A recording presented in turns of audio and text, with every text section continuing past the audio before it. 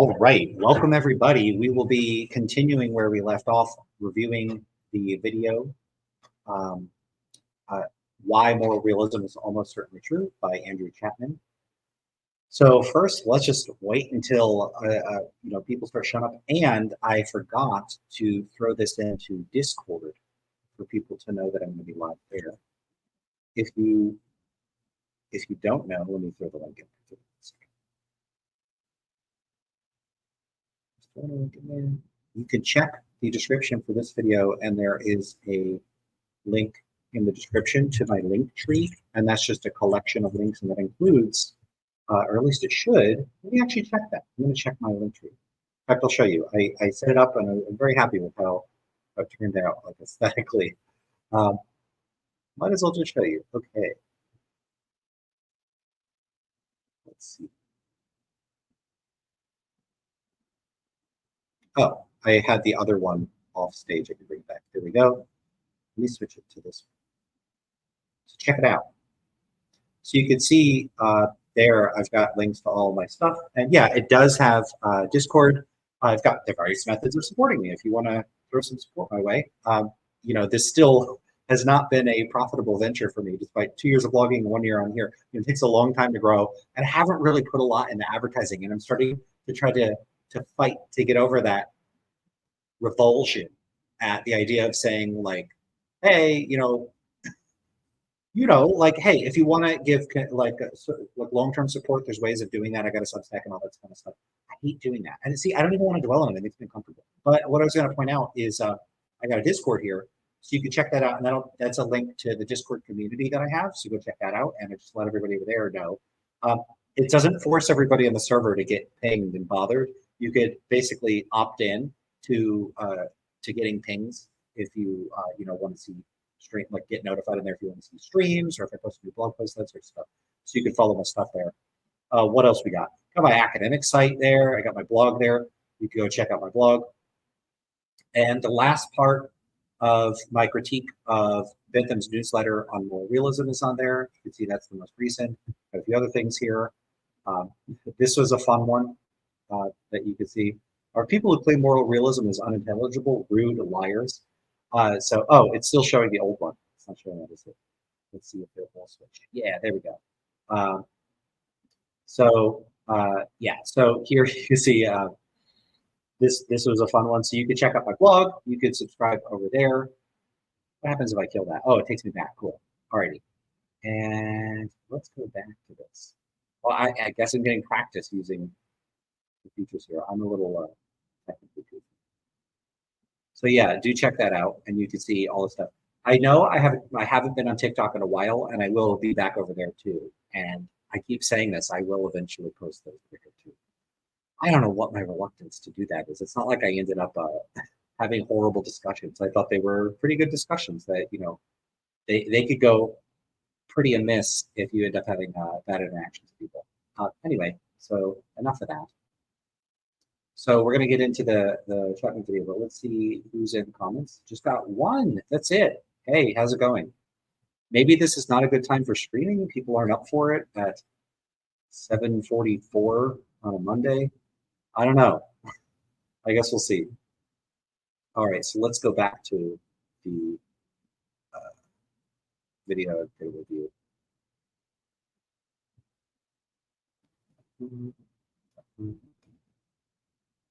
Here we go. All righty. So we were at the 13-minute mark last week, and I know I have the Craig Biddle video to continue with as well. Hey, what's up, everybody? See a few people. I guess so. Zachman gets 1,000 Lance loot. Hudson gets 500 Lance loot, and David gets 100 Lance loot. This is pretty arbitrary. This is a good thing to point out too. Cat of Minerva says, I don't know what to ask in the AMA. Ask whatever you want. I'm not going to answer all of them anyway. Some people are asking me tough questions that I'm going to have to really give it some thought. Like, I don't think I could just go, here's my answer to that. I get real hesitant when I don't have like a straightforward, like, I don't know. It's just something. And then some, I have to think, well, I could answer this, but do I want to? So that's another consideration. And then some are more in my wheelhouse. It really is, push to get me to be more open about talking about a wider range of things. It's good for me. Probably makes this a little more nice to do. But yeah, I just posted a video where I'm going to be doing an AMA. It might take me a week or two to get around to making a video for that. It might take longer. I don't know. We'll see how busy I get, because those I feel like they're going to be pretty mentally draining to do one of those. But I will get to the AMA. So yeah, go check that video out. In fact, let me drop a link in here and go straight to it. So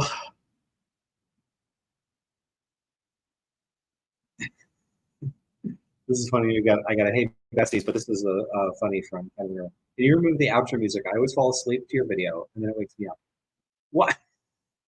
So I'm so boring that it puts you to sleep, and then you want me to collaborate in my own boringness. I don't know if I want to do that. I don't know if I'm gonna dial up the volume. No, I'm not gonna do that. I wouldn't want someone to do that. I gotta stick with it. I gotta stick with it just for consistency's sake.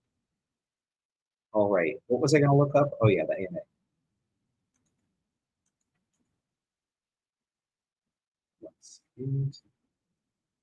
There we go. Here it is, and I will pin it once I'm looking at the video. Boom. It is pinned. All right. So yeah, do check that out, and feel free to throw a question in there. You could put more than one. I may or may not. Again, I don't know which ones are going to answer. I don't have Kane B's like super expensive knowledge of philosophy, so there's going to be questions where I'm like, I have no idea how to answer this question. I don't know. But I'll do my best with what I can answer. And Cat Minerva, you may appreciate that video uses one of my cat images that I generated. Well, the AI generated. Give the credit to Midjourney or whatever it was that, I don't know if it was Midjourney or ChatGPT. All right, should we get into the video? I think we should get into the video. Let's do it. So we'll try to finish this one today. So if you haven't seen it, so last week I started on this. It's basically, Meta Mondays. I have to learn how to talk. I'm going to be talking for a hobby. I get all tired and excited and I stumble over my own words. So just gotta roll with it. So I was reviewing this video from a while back. I don't know who Andrew Chapman is, and people were saying, oh, they do a lot of good videos, but what I do is usually critique meta ethics stuff. So even if people do good coverage and other stuff, I'm often very critical of their work in meta ethics, and that's just how it is. I do have on my blog coming up a critique, instead of it just being a critique of something somebody said on Twitter that I didn't agree with. It's an actual academic publication. It's a book. I've have a couple times I've bothered to sit down and read a paper and review it. I got to do more of that. But this is a review of a book, and it's just someone that handles meta ethics in a way that I was very critical of. But anyway, we're returning to the video. You could watch the other one after this, I guess, if you want. I don't know. We were at the 13-minute mark, so let's pick up from where we were at. So let's see. Volume should be okay. Into the realm of the bizarre and say, we are confused about almost everything. And notice that that's not just something that you can do with philosophy. You could do that with science, too. If someone didn't like the conclusions of our research into climate science, they could just say, yeah, but every time we look at the data about climate science, our eyes don't work right. Okay, so I don't recall exactly what I was saying towards the end of this, but notice the structure of this, so let's walk through it. So the first premise is that we have beliefs about what matters. Now, if you go to the beginning of the video, you'll see that Andrew Chapman specifies that we have beliefs about what matters, and the claim is specifically beliefs about things stance independently mattering. This isn't, about what matters to us subjectively, what matters to me or to you. It's what matters stands independently. So the second premise is to believe that X matters is to believe that X actually matters. I had a lot of critical stuff. Yeah, now I recall I had a lot of critical stuff to say about that word actually is a serious problem. I already covered it in the previous video, so go check that out, because I took like a couple hours to get through the 13 minutes here. I'm not gonna repeat it. Just go check that out, because I have a lot to say about that. I even have blog posts. I've addressed this a lot where people talk about like, oh, this actually matters. And you can find other terms that serve a similar role. I call them deceptive modifiers. Actually, really, truly, genuinely, those sorts of terms are used in ways that I find, used by philosophers in ways I find really, really objectionable. So just go check out the previous video for that one. Unless we are massively confused, the objects of our beliefs at least sometimes exist. We're not massively confused, So some things actually do matter. So the other technical, and I think I already pointed this out, is notice that the third premise, unless we're massively confused, the objects of our beliefs at least sometimes exist. We are not massively confused. So some things actually do matter. So there's all sorts of problems with this. At least one problem is this. The third premise shows that so if it's not the case that we're massively confused, the objects of our beliefs at least sometimes exist. And then the fourth premise is that we're not massively confused. Now, I have problems with all of these premises. The first one is we have beliefs about what matters, and you could insert stance independently. Who the heck is we? Who's we? I'm not we, because I don't have beliefs about what stance independently matters. So who is this claim about? Is this a claim about most people, about Andrew Chapman himself? Who is this a claim about? I don't understand why people just say we. Hey, we like pineapple on pizza. Who? Who likes it? We believe in God. Who? Most. Well, that's actually true. If you by we you mean most. Most people believe in God. But if that's what you mean, why not say that? Why the under specificity? What is the point of that? I've complained about that enough. The problem is about actually, I've already talked about in the previous video. So we'll just move on. The third problem, I don't know that we need to have that conditionalization, like the objects of our beliefs at least sometimes exist. There's already concerns with that. What exactly is meant by the objects of our beliefs at least sometimes existing? I don't have a problem with at least. I have problems with are there underlying metaphysical presuppositions here? Like, what if you adopt a view about the nature of reality, like you're a pragmatist or something like that, where you have a different sense of what it would mean for something to be true or for something to exist than what may or may not be presupposed by this particular premise, then you may just not agree with that. So the other issue is that, just look at the fourth one. We are not massively confused. Again, who is we? What exactly is meant by not massively confused? I think most people, if you just ask me, hey, do you think most people are massively confused? And they can probably say, yeah, about a whole bunch of stuff. People are massively ignorant, confused. They're not very knowledgeable about most things. Now, that's not an insult to humanity. Humanity is really, really, really effective as a species and as a civilization, not because each of us is individually very knowledgeable about how everything works and what the world is like.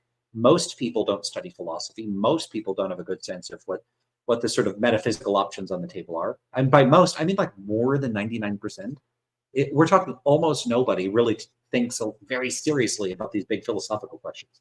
And then, most people don't know much about most things. People tend to have specialized knowledge. They have a lot of general social knowledge, general knowledge about their culture and the world around them. Like, they might know who their neighbors are. They might know how to tie their shoes. They might know how to ride a bike, how to pay their bills. People are going to have knowledge like that, and then they might have specialized knowledge of a few disciplines, but they're not going to be knowledgeable about most things. And a lot of people probably have quite a bit of confusions or fundamental misunderstandings about things. In a lot of cases, people might just not think about them at all. And so you might not say that people are confused. You might just say they're ignorant. So you have an issue here that this is just really just not very well specified. But then you have the problem here, which is that even if you granted 3 and 4, 5 doesn't follow from that. So think about what this is supposed to establish. Let's agree, for the sake of argument, that we're not massively confused, and that therefore we're going to accept premises 3 and 4. The objects of our beliefs at least sometimes exist. So you might take that to mean something like taking 3 and 4 together. If you accept that those premises are true, that what you have is we've established at least this. At least some of the beliefs about at least some of the objects of our beliefs exist. Okay, but that doesn't tell you which ones. That means something like at least one of them does. So if people believe in tables and chairs and objective moral facts, it's at least true that if we're limiting to that set, one of those exists. If we expand the set to include all the other things people believe, at least one of the things exists. But that doesn't tell us which one of those things exists. So people, if we want to say, okay, people aren't massively confused. People believe that physical objects exist, and they believe that objective moral facts exist, or stance-independent moral facts exist. Since we've established that at least some of the objects of those beliefs exist, we know that at least one of those two things, and whatever else you want to include in the set, exists. It's like saying this. Alex has a box of fruit, and Alex thinks that the box could have apples, oranges, pears, bananas, grapes, watermelon. It's got a whole bunch of fruit in it. Just think of whatever list of fruit you want. And so we know that has at least one fruit in the box. Now, do we know which particular fruit it has if we have that information? We know there's at least one. So Alex has beliefs about a whole bunch of different fruit in the box. We know at least one of those fruits is in fact in the box. At least one. Okay. Does that mean we could say, therefore, there are bananas in the box? No, because we don't know which one of the fruits exists. That's exactly the same issue we have with this argument. All this argument is able to show with the third and fourth premise is that at least some of the objects of our beliefs exist, but it doesn't establish which ones of those objects exist. And so it can't really establish that conclusion that some things actually do matter. So this is weird because the conclusion just doesn't follow from the premises here. So we just have, I'm very sorry to say, this is about as bad as an argument can get because the conclusion just doesn't follow from the premises like at all. It's not like, the conclusion, this is a valid argument, but like the second premise is weak or something like this. All the premises are weak and the conclusion doesn't even follow from them anyway, even if we granted them. So this is like seriously bad as far as arguments go. Oh, right. So let's continue. Let's see where this goes.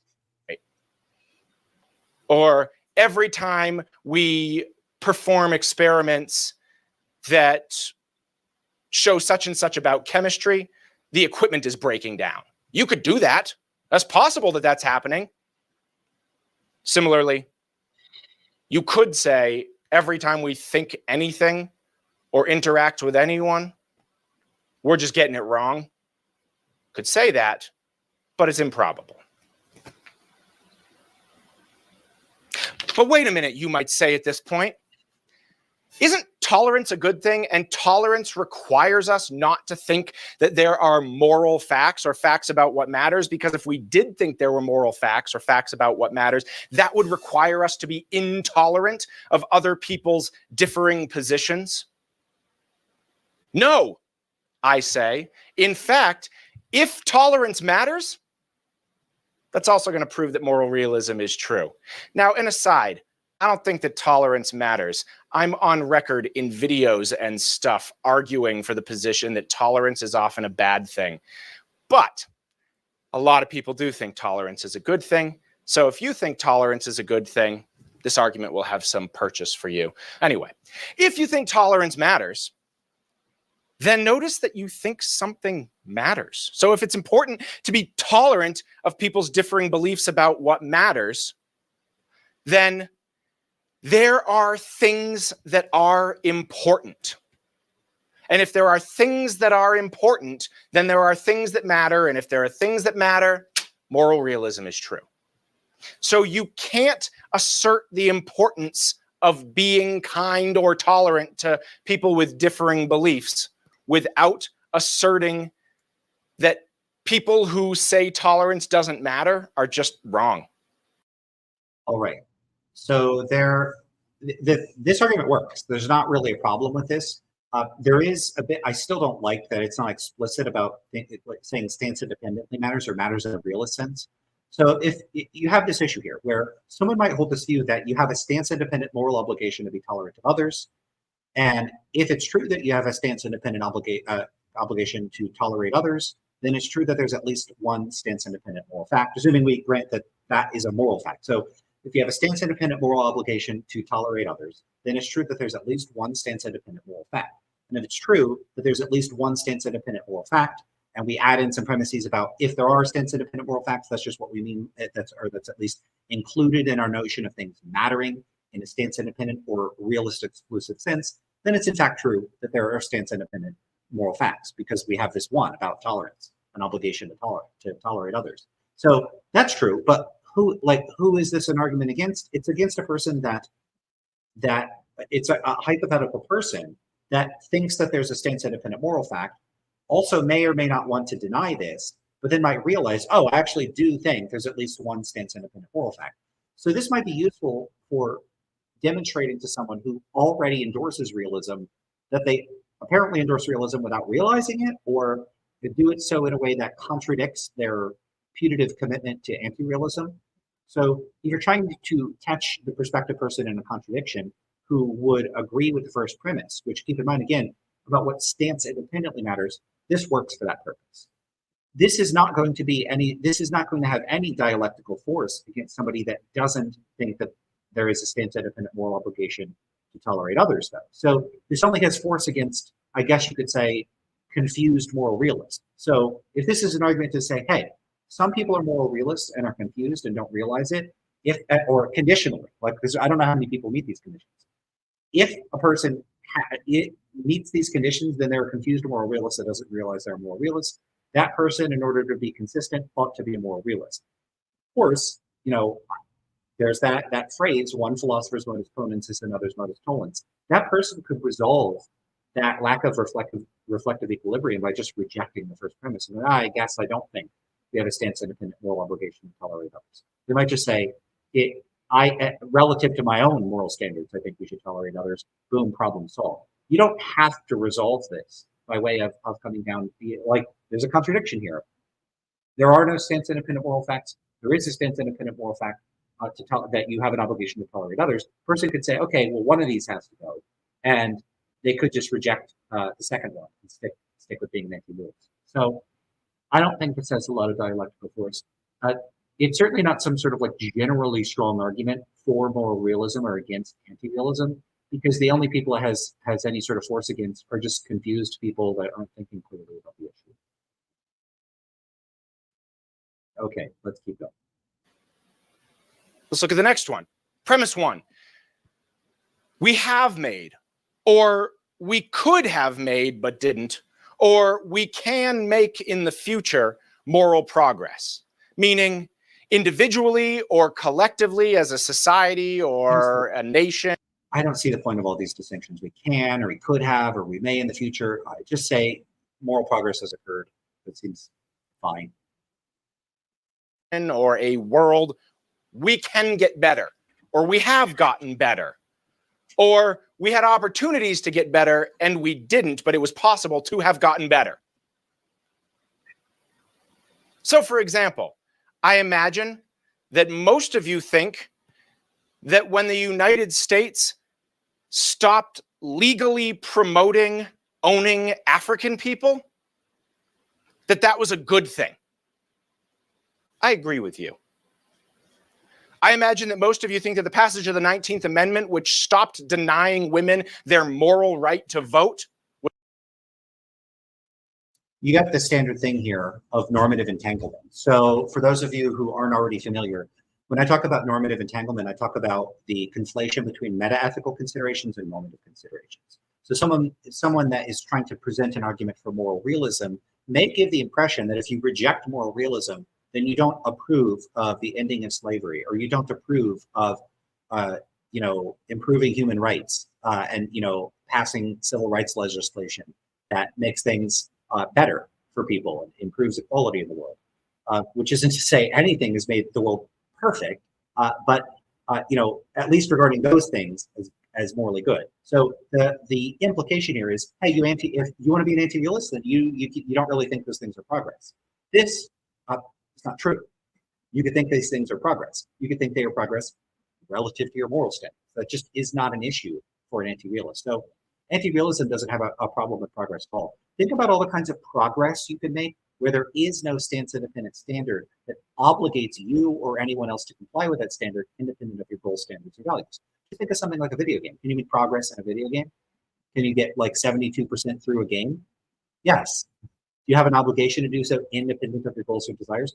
No. That progress that you make is completely self-directed. People can make progress in exercise. They can make progress in hobbies. All of these things are self-directed. They're stance dependent, the sense in which, like, you've made progress relative to your own desires or standards. There's absolutely no contradiction, no conceptual difficulty. I don't even find anything remotely counterintuitive or weird about making progress on things for which there's no presumptive set of standards that are inescapable, that are binding on you, that are authoritative, that you can't escape.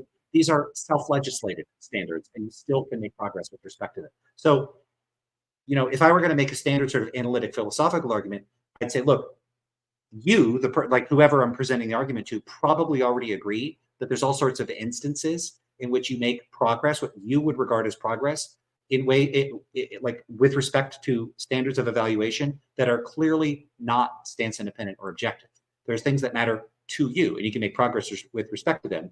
So there's no conceptual issue with just saying, okay, now just apply that to morality. Societies and individuals can make moral progress relative to some standard of morality. There's just no conceptual issue. Maybe you think that's the wrong way of conceptualizing morality. Maybe that's the conceptual issue. But just the idea of a non-stance independent conception of progress, that just strikes me as this is pretty easy pickings. This is easy to conceptualize. It is for me. If a realist wants to say that's hard for them to conceptualize, they're always criticizing my supposed conceptual impoverishment. Maybe they're the ones that are conceptually impoverished, but I don't see the issue there at all. So normative entanglement comes up when someone gives the implication that in virtue of your meta-ethical views, you hold bad normative views. And I think that this is why people, whether they are aware of it or not, why it's rhetorically effective to reach for top shelf issues like slavery and civil rights and genocide and really horrific things, and to give the impression there's a pragmatic implication. If you don't buy into the meta ethics, you don't buy into the normativity, and you don't have the right attitudes, and you don't have the right moral position. Or maybe sometimes they'll imply you actually really do. So someone might say, no, I know you're against those things. I know you think those things are bad. And that's how I know you're really a realist. But of course, you can be against those things without being a realist. You could be against them in a way consistent with anti-realism. So a lot of times people employ these rhetorically very powerful examples in ways that I find really objectionable. And I've written a few blog posts about it. I'd really like to get a paper published talking about more about normative entanglement, because I think that this is one of the biggest tools in the real, like bad realist criticisms of anti-realist positions, like toolkit. It's like it's probably the number one is this sort of rhetorical move. All right. Was a good thing. I agree with you. I imagine that most of you think that the Supreme Court's decision that found that gay couples have a constitutional right to marriage was a good thing. I agree with you. But notice that even if you think any of those things were bad things, we should still be able to own African people. Even if you think that, then you think that progress was possible. It just didn't happen. Many of you statistically think the election of the current president was a bad thing. Some of you think it was a good thing. For those of you who think it was a good thing, you think we made moral progress. For those of you who think it was a bad thing, you think we had the opportunity for moral progress, but we didn't take it.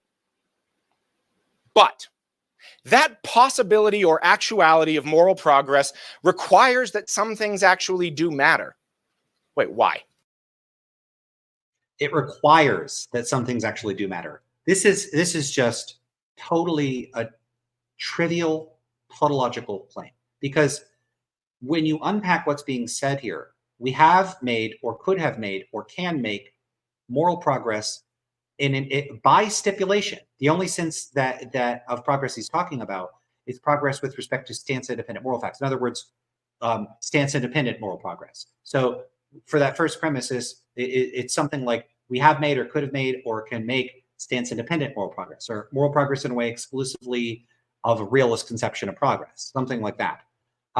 So then we have the possibility moral progress requires that some things actually do matter. Again, if by that one just means stance independently matter, this is just saying, hey, if you want progress, stance independent progress, that's only possible if there's stance independent progress, or only if there are stance independent facts to make progress with respect to, or things stance independently matter such that to increase those things, one has achieved progress with respect to the stance independent considerations that matter.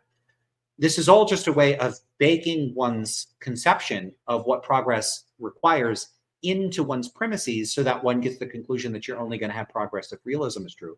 You might as well just say, hey, you can only have realism only progress if realism is true. You might as well say that, which is a completely trivial thing to say. Of course that's true, but why would an anti-realist deny that? So why would an anti-realist say, I don't agree that that there could only be progress with respect to what stance independently matters if things stance independently matter? Of course they're not going to disagree with that. It's a tautology. It doesn't assert anything of interest. What they're going to deny, they could do a couple things. I mean, one is they could say, yeah, there's no moral progress. That's taking a somewhat like sort of error theoretic approach to progress. But the other thing they could just say is, I don't accept that the only sense of progress is progress with respect to stance independent moral facts. There are other senses of progress, and that's the approach I would take. People can progress in things without, there being stance independent normative facts with respect to those considerations. Somebody points out here, Fanboy Origami says food has gotten a lot better relative to hundreds of years ago. Yeah. I got better at cooking as I got older. I made progress. People make progress all the time with respect to goals and pursuits. Have you gotten better at anything? Have you taken up, like, if you've ever done crochet or played a sport, did you get better at it? You made progress. Does that mean that you had an obligation to make that sort of progress independent of whether you wanted to? I doubt most people think that way, and yet you still made progress. So what's meant by progress in those cases? I would say you make progress relative to whatever standard is in operation within the respective domain. And a lot of the types of progress you can make progress relative to a goal that's entirely a matter of your personal preference. You could get better at painting the kinds of paintings you want to paint. You could say, I made progress on the style of art I prefer. And it's not even like you wouldn't even necessarily be making progress that other people would acknowledge as good art. So some sort of intersubjective standard. You could just make progress with respect to your own personal values that you never share or talk to anybody about, and nobody agrees with you on. You could still make progress with respect to them. You can make progress with respect to all sorts of stuff I wouldn't like. Someone could make progress at being a really good troll and being extremely annoying online.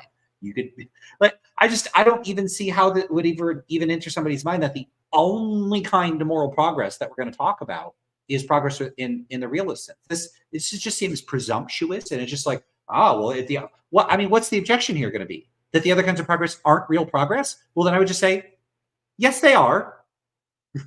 Why would I accept that they aren't real progress? I've talked about this before as I call this the halfway fallacy. A realist might think, they might be so committed to realism, they might think, well, but if it's not progress in the realist sense, it's not really progress. Surely agree with that. That's not, because people will say stuff like, well, if you're a relativist, you don't think things actually matter. You don't really think anything matters. Just compare, like, it's just such an easy comparison. Okay, I'm not a realist about whether food is good or bad, or that we have obligations to eat particular foods over other foods for purely gastronomic reasons independent of our food preferences. I'm a gastronomic anti-realist. Okay, I bet most listeners are too. Does that mean you think food's not really tasty? It's not really good or bad. So if someone serves you just a bucket of poo, you're just going to be like, I wanted, a delicious slice of cake. I wanted some tiramisu or something, but it's not actually tastier because it's not. And note the way in which it's not actually tasty, if that's what the person was going to say. On my view, tiramisu is tasty relative to my taste preferences. So what makes it tasty for me is that I enjoy the taste. I like the taste. I consider it good. When I eat it, I have good feelings. I enjoy it. I'm like, yeah, this is great. So it stance dependently tasty. Its tastiness, its stance dependent tastiness depends on my stance. My stance is it's good. It's really good. And that's why it's tasty. But a person could come along and say, but as a gastronomic realist, although it might be stance dependently tasty to you, it's not really tasty. The only sense in which anything is really tasty is insofar as it stance independently tasty. And so the tiramisu, despite how much you enjoy it, is stance independently not tasty. It's actually stance independently gross. And so you're actually incorrect about its taste. It actually tastes bad. And you shouldn't eat it. In fact, you have an obligation to not eat it. What the hell would that even mean? What would that? Okay, so when I eat it, it tastes good to me and I enjoy it. So it stance dependently tasty, but that's not real tastiness. Real tastiness is tastiness that has nothing to do with how it tastes to me. That's real tastiness. The kind that never impacts my experiences, that I don't care about, that doesn't motivate me to do anything, and has no practical consequences at all. That's the real one. But the practical one, how it actually tastes to me, notice how I use the term actually, how it actually tastes to me, how I actually feel about it, I could use all those terms too. So why do realists think they have ownership over things actually mattering? Why can't the anti-realists say, no. On our view, the only sense in which things matter, or the only sense in which things taste good, or the only sense in which things are morally right or wrong is in the sense-dependent sense. And actually, things only actually matter in an anti-realist sense. They only actually taste good in the anti-realist sense. So realists are not in a position to simply help themselves to the presumption that things only really matter if they matter in the realist sense, because that is one of the things that is a matter of potential contention for us. I'm not an error theorist. I don't grant that the only sense in which things could matter is in the sense-independent sense, and they don't, so nothing really matters. I don't grant that. I think things do matter, and they only matter in an anti-realist sense, not in a realist sense. And so the only actual sense of mattering is the anti-realist sense of mattering. Now, someone that looks at this debate from the outside, because of the way it's framed in terms of realism and anti-realism, could look at this and go, well, that doesn't make any sense. Their position is the real sense. Their position, it's called realism. It's right in the name. They think things are real. They really matter. Since you're an anti-realist, you think things are not real, so they don't really matter. That's absolute, total bullshit. It's complete bullshit. You cannot read the implications, the philosophical implications and content of a position merely off of the name. These are tendentious labels. If someone picked it, I'm guessing it was a realist, because they make it seem like the positions are realist think morality is real, anti-realist think morality is not real. That's not what the positions are. Realism is the view that there are stance-independent moral facts. Anti-realism is the view that it's not the case that there are stance-independent moral facts. That's what the positions are. The view that it's not the case that there's stance-independent moral facts is not the view that nothing really matters, nothing actually matters, nothing is actually good or bad. It doesn't have any of those implications, because it's entirely consistent with being an anti-realist to say the sense in which realists think things matters is totally misguided and confused and wrong. The only sense in which things matter is in a sense that's actually consistent with anti-realism. And I do think things matter in that respect. So actually only anti-realists think things actually matter. It would be just as possible to construe anti-realism as something like meta-ethical actualism, the view that things actually matter, and realism as something like meta-ethical magicalism, the view that things only matter if they matter in a magical sense. And of course, since magic isn't real, nothing actually matters in that sense. So, you could frame things that way. No one would accept that because it's obviously super skewed against realists. It makes the position look extra spooky. You could go with that. I wouldn't go with that. I don't think that'd be a good way to label things. But realism and anti-realism is not a good way to label things. I would be perfectly fine with calling my position something like, I don't know, normative eliminativism or moral descriptivism, where I would say, okay, insofar as there are moral facts and normative facts, all of those facts are reducible to descriptive facts. So there are no irreducibly normative facts of any kind. That would be my position on the matter. That sounds more technical, something like normative eliminativism, normative reductionism, moral descriptivism. Those would all be ways of capturing my view in a way where it doesn't make it sound like I'm saying there is a thing that's presumptively real and I'm denying it. I don't even why is it set up this way? All right, let's keep going, see where this goes. Because to progress towards something requires the existence of the thing that you're progressing towards. You can't make progress towards something that doesn't exist. Imagine that I said I was making progress towards discovering the largest prime number. No, I am not. There is no such thing. I am not making any progress towards discovering it. Or I'm making progress towards getting Santa to respond to my letters. This is a perfect argument against moral realism then. Since there are no stance-independent moral facts, you can't make progress with respect to them, so moral progress is impossible. QED? Like what? No, I am not. That will never happen. I'm not making progress towards it. Or I'm making progress towards getting to Narnia. No, I'm not. I might believe I am, but I'm not. It doesn't exist. Now, I almost never have a problem convincing my students of color and women and members of the LGBTQ community and anybody who's part of a group that has historically been subjugated that this is a real good argument. Occasionally, I have straight white Christian men who are like, I don't know, everything's pretty much been the same. Wow. Okay.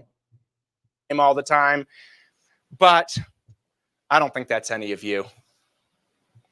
That is to say, it's a lot easier.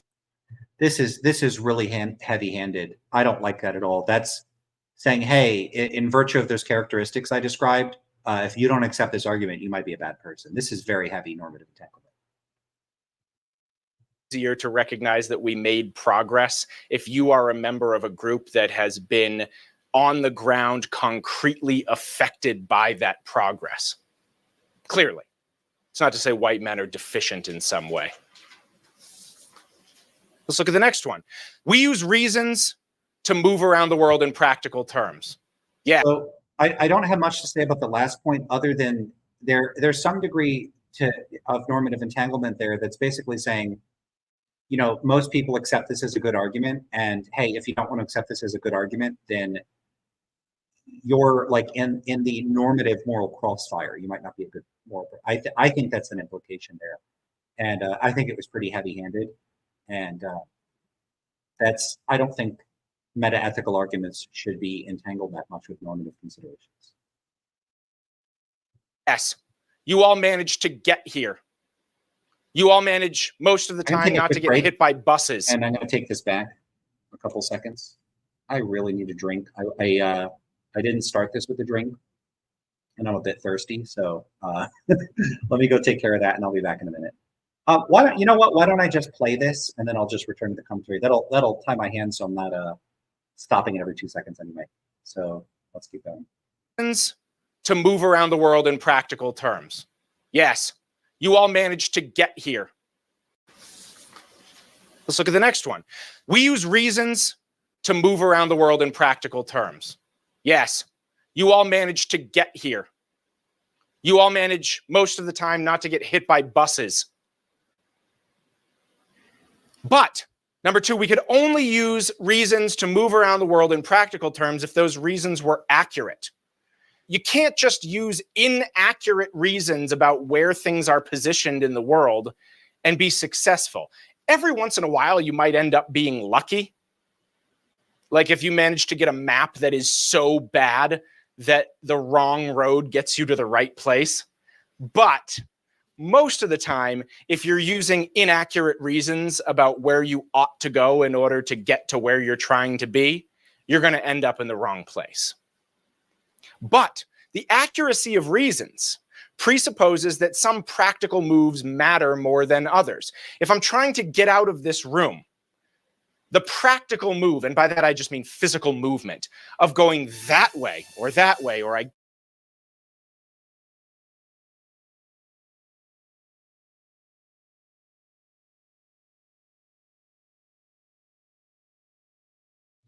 All right. I don't know what happened, but when I walked off, my audio cut out and I'm not able to hear anything. So I'm going to have to fix the audio and then we could keep going. So give me a moment to figure out what's going on with that.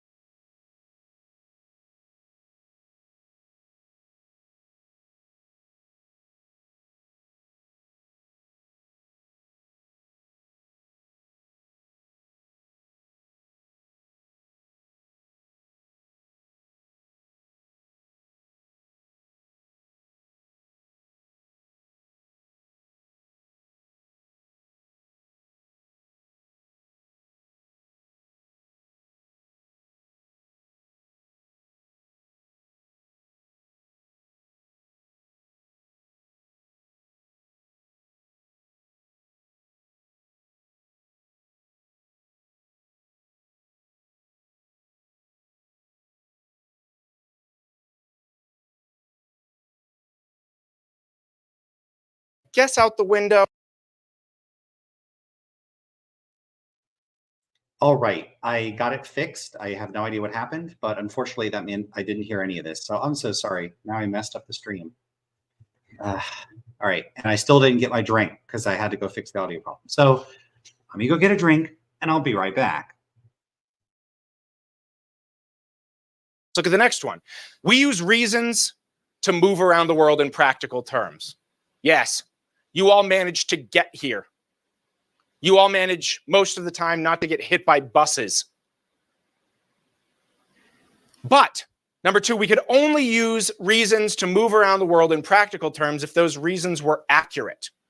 You can't just use inaccurate reasons about where things are positioned in the world and be successful. Every once in a while, you might end up being lucky. Like if you manage to get a map that is so bad that the wrong road gets you to the right place. But most of the time, if you're using inaccurate reasons about where you ought to go in order to get to where you're trying to be, you're going to end up in the wrong place. But the accuracy of reasons presupposes that some practical moves matter more than others. If I'm trying to get out of this room, the practical move, and by that I just mean physical movement, of going that way, or I guess out the window, but I don't know if I could do that, matters, is better factually than just continuing to walk in that direction into the corner where there's no door or window. If you came into the room and saw me doing that and said, hey, what's up? Then when I told you I'm trying to get out of the room, you would be correct objectively in saying, oh, that's not the way you get out of the room. It's over there. That's not just like your mere preference. It's a fact that it's better to go that way to get out of the room than to go this way to get out of the room. And so if the accuracy of reasons presupposes that some practical moves are better than, or excuse me, matter more than others do, and we know that some reasons are accurate, then some practical moves do in fact matter more than others do, which means some things actually do matter. All right, so there's a bunch of problems here. First, so we use reasons to move around the world in practical terms. So all of these premises seem to be a setup for things mattering, but it doesn't sound like a description of them mattering in a distinctively moral sense. So this might at best establish some type of normative realism, but I'm not sure it could plausibly use to establish moral realism. Now, that would be a big enough win anyway if you could establish normative realism rather than moral realism in particular. So I don't think it's very effective for that either. But notice the slippage there, that all the premises don't even seem to be directly related to morality, and somehow the conclusion is still presumptively a moral one, unless this is all intended as an argument for normative realism. I don't know. So let's have a look at these. We use reasons to move around the world in practical terms. What does he mean by reasons? What kind of reasons does he say? I have to go back and listen to this again. Whatever. Let's go back and see if there's any description of what's meant by a reason. Let's look at the next one. We use reasons to move around the world in practical terms. Yes, you all managed to get here. You all manage most of the time not to get hit by buses. But number two, we could only use reasons to move around the world in practical terms if those reasons were accurate. You can't just use inaccurate reasons about where things are positioned in the world and be successful. Every once in a while, you might end up being lucky. Like if you manage to get a map that is so bad. Yeah, what on earth does he mean by a reason? We could only use reasons to move around the world in practical terms if the reasons were accurate. What the heck is it that's accurate? So let's say, okay, we use reasons to move around the world. And then he gives this example of like a map, not being accurate.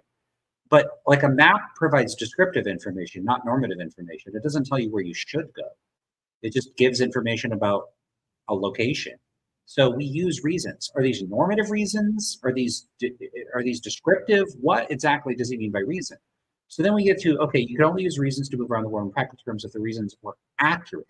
Well, are reasons, again, without knowing what it's meant by reason. So let's say I wanted a drink, and so I went to get a drink.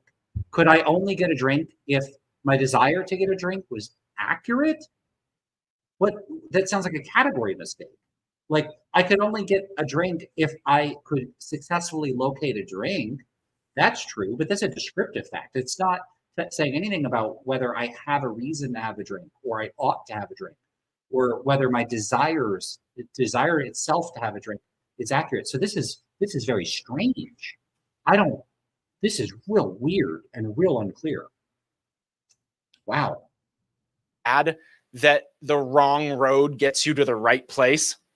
But most of the time, if you're using inaccurate reasons about where you ought to go in order to get to where you're trying to be, you're going to end up in the wrong place. But the accuracy of reasons presupposes that some practical moves matter more than others. If I'm trying, this is very bizarre. This is hard to even. The accuracy of reasons presupposes that some practical moves matter more than others. Yeah, matter in what sense? So the accuracy of, is it the accuracy of the reasons or the accuracy of the means of acting in accord with the reasons? So, and what does he mean by mattering more? Like would be more successful? Again, that could be construed in descriptive terms. So let's say I have a desire to get a drink, and I could go to one of two locations. I could go check, my closet, or I could check the refrigerator. The accuracy of my reasons presupposes some practical moves. So the practical moves here are go to the closet, go to the refrigerator. So what's the sense of mattering more here? So my reasons here seem to be stance dependent. I have a desire, and the means of satisfying the desire, one of the decisions I can make would be better than the other with respect to achieving the goal. All of this can be construed entirely in stance dependent, and in other words, anti-realist terms, without presupposing some sort of special type of reason that I have independent of those desires, or that the means of achieving, you could say, okay, well, conditional on you having a particular set of desires, or if we're going to say you have reasons to act in accord with your desires, conditional on that, then there are going to be facts about which practical moves matter relative to that particular set of desires or relative to that particular set of reasons than others. But again, that's all entirely can be framed in ways consistent with anti-realism. So why specifically should we accept a presumptively realist framing? I don't think we're given a reason to do that, at all. None of these premises establish that the only way to frame things in a way that makes sense of our behavior and what we do and how we navigate the world and how we make practical decisions, that all requires a specifically realist framework of reasons. It just, nothing here is showing that. This just seems very, very strange. Trying to get out of this room, the practical move, and by that I just mean physical movement, of going that way, or I guess out the window, but I don't know if I could do that. Notice his example of getting out the room. Does he have a stance independent obligation to get out of the room? If not, and if it's simply a desire, then yeah, there are going to be more or less efficacious, or we could say good methods. You could say better and worse methods of getting out of the room. But what's meant by better and worse there? Is it better and worse in the sense he initially established at the start of the video? Better or worse in a stance independent respect? That seems really implausible to me.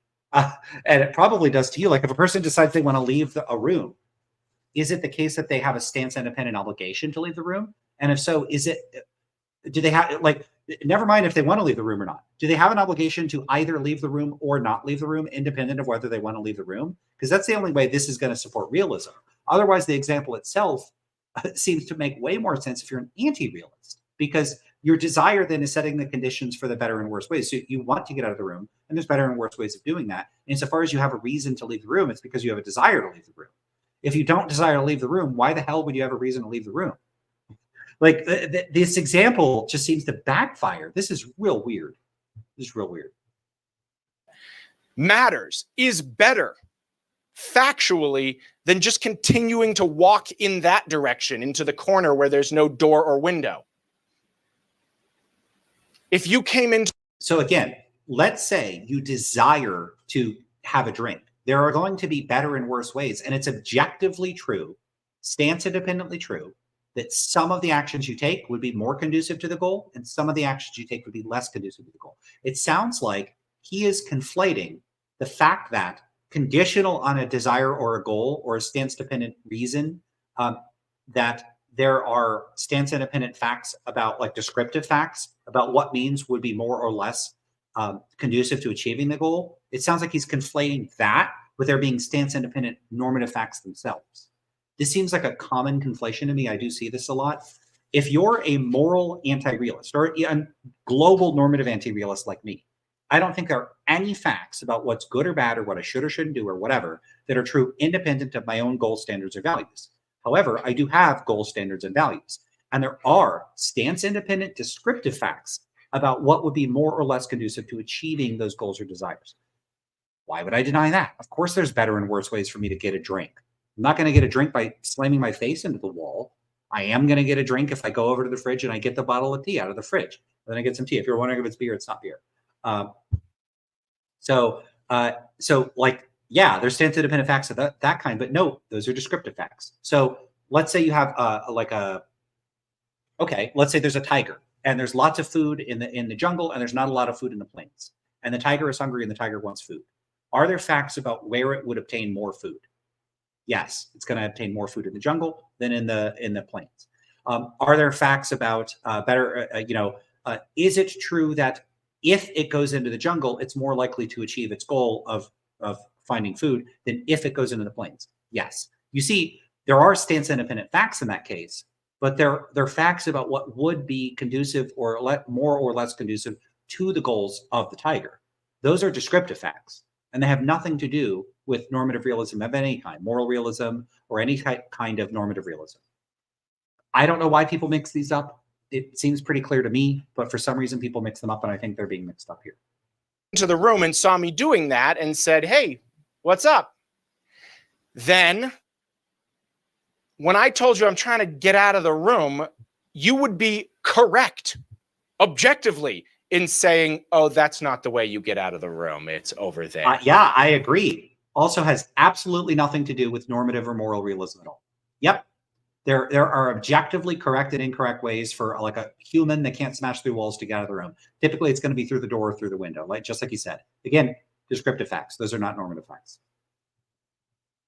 That's not just like your mere preference.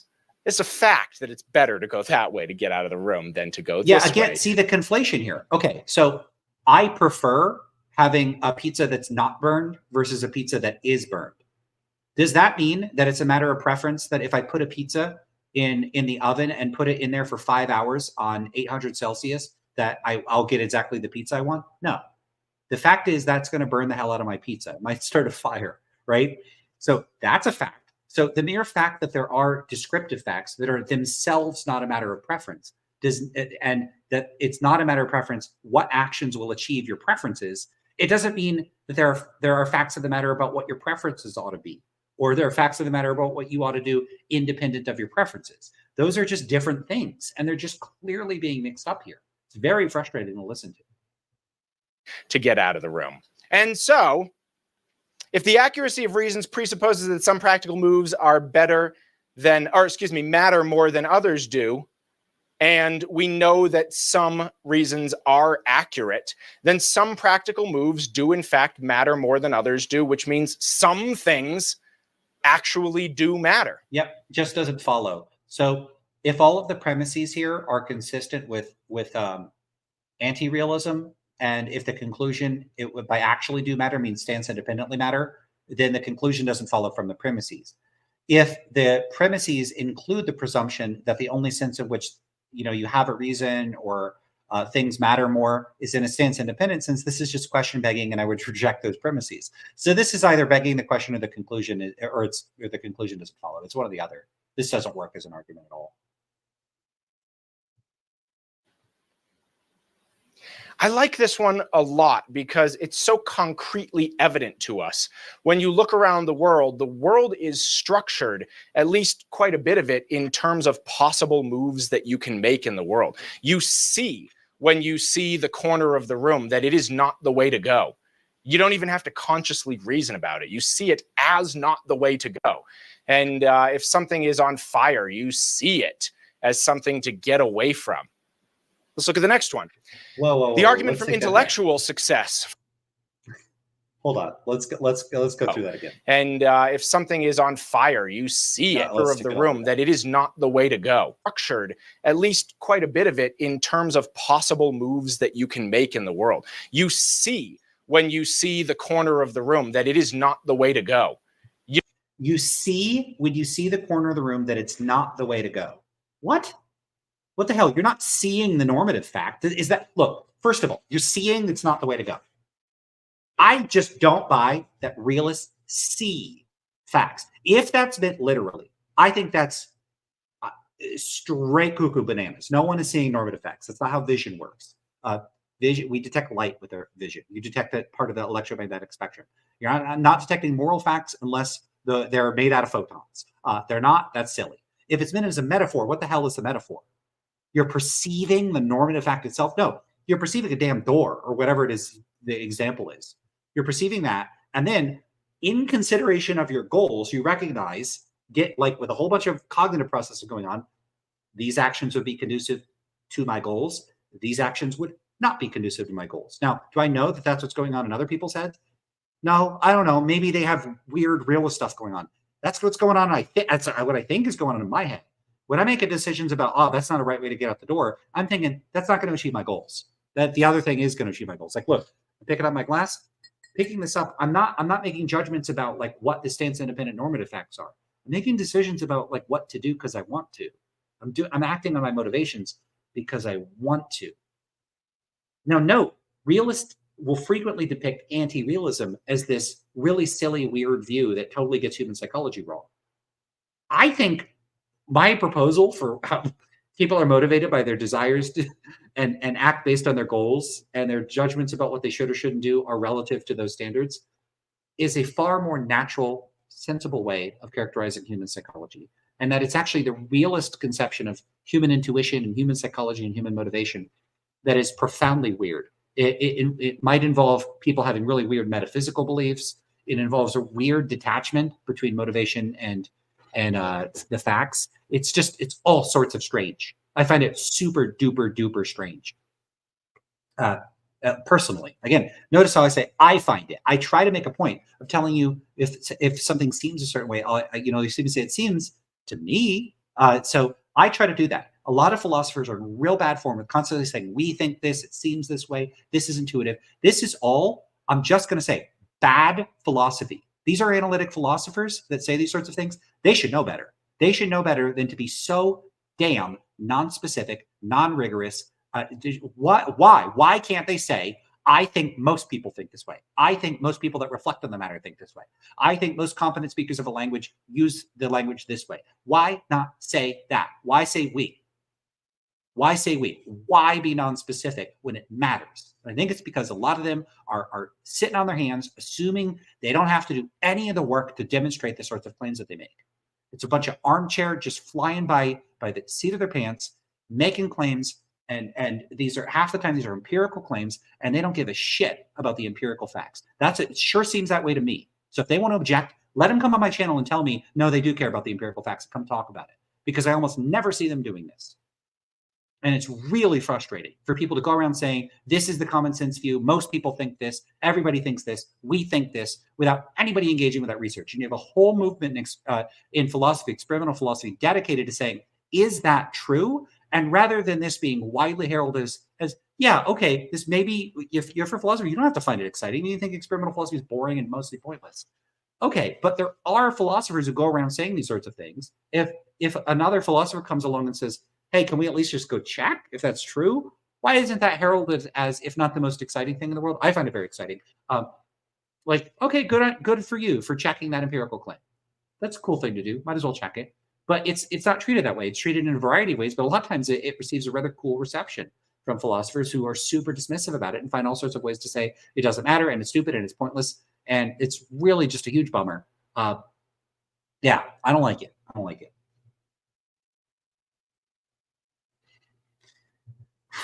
You don't even have to consciously reason about it. You see I it think that's as funny. not the way to go.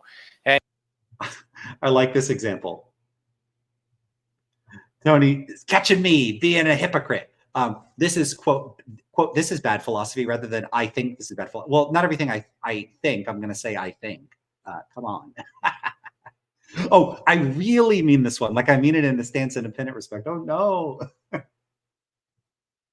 Sorry to get animated about this. And I don't know who Andrew Chapman is. The videos might be super awesome.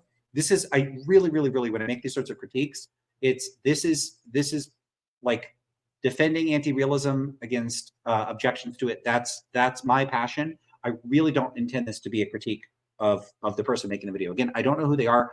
Maybe they do lots of awesome work. Maybe I don't think I'm wrong about this particular video, but this is not a critique of the work in general. It could be super great. My goal is to critique critiques of anti-realism. So I'm not really, I like to focus on arguments and typically not the people making the arguments, if that makes sense. If that makes sense. No, it makes sense. I'm going to tell you that it makes sense. It makes sense to us. We can make sense of it. It's intuitive.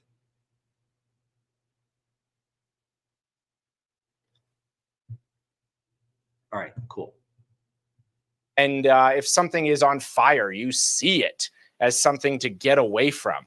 You see it as something to get away from. What exactly does that mean? So if I see something on fire, yeah, typically I'm going to see that as something to get away from, depending on my goals. Let's say it's real cold and you're out camping with a group of friends and they're getting the s'mores ready. They got the marshmallows and everything. And they're like, hey, come sit by the fire. Is the fire something you want to get away from? No, it's something you want to approach. No, like your reaction to the fire is going to be based on your goals and attitudes and what you're trying to achieve. That's how I make sense of how we act towards things with respect to our goals and motivations, not with respect to stance-independent normative considerations. Let's look at the next one. The argument from intellectual success for moral realism. We use reasons to think about the world in intellectual terms. So, for example, I know that Pepper is a cat and I know that all cats are mammals. Let me use my reason brain. I know that Pepper is a mammal. I used reasons. And you all used reasons when you thought about that and thought, yeah, that's right. He nailed it. Even if you thought that I got that wrong, you would think that I got it wrong because you used reasons. So you're never not using reasons when you're evaluating reasoning. But we could only use reasons to think about the world in intellectual terms if those reasons were accurate. So I can't get to Pepper is a mammal by using inaccurate reasons. Now, again, maybe every once in a while I reason so poorly that I end up with the correct answer. But most of the time, intellectual success, meaning thinking good, requires reasons that are accurate about the thing that you're thinking about. But if there are such things as accurate reasons, then that means that some reasons matter more to certain intellectual processes than others do. You already know what I'm going to say here. They matter more to the process. So they matter more relative to a particular aim or objective. How is this going to be an argument for any type of normative realism? Thinking correctly about cats and mammals and Pepper being a cat, therefore she's a mammal. There are some intellectual moves there that matter more than other ones do. If I went from Pepper is a cat and all cats are mammals to Pepper is an alligator, I picked the wrong intellectual reason. Wrong in terms of what?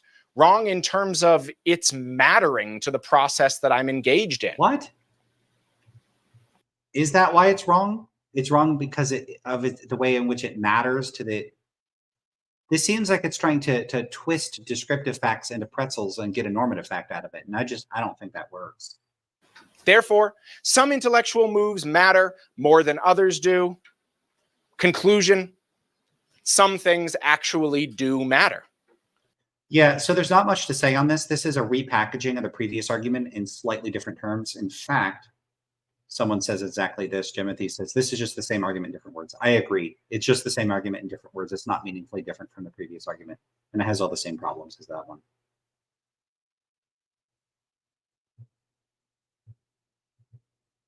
Yeah, someone says, totally not because of deduction rules and formal logic. It's because it matters.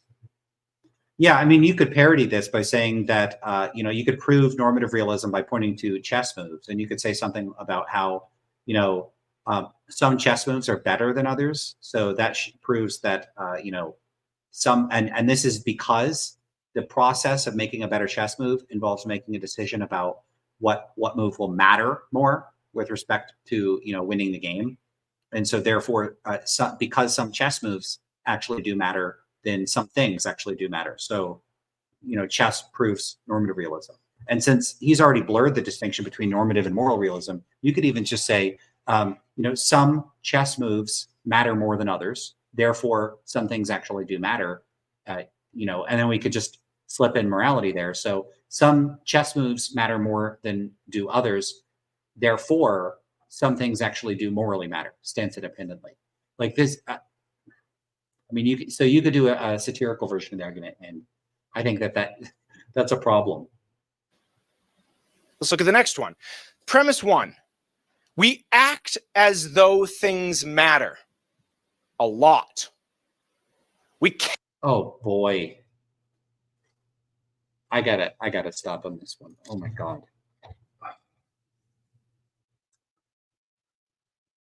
How many times do I have to deal with this?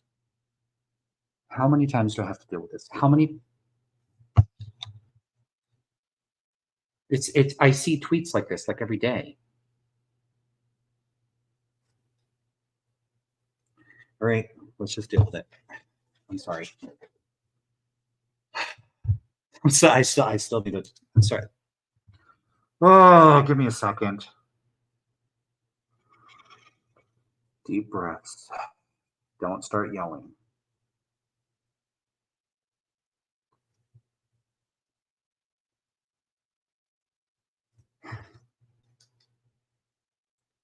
I actually had a second where I almost started tearing up.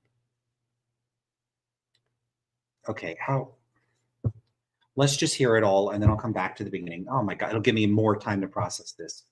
If you've seen me address this before, I'm honestly, I'm so tired of addressing this. Well, I guess this is the last argument. It's going to end on the one that's the most upsetting. All right. Care about things. Let's start. Even if we try to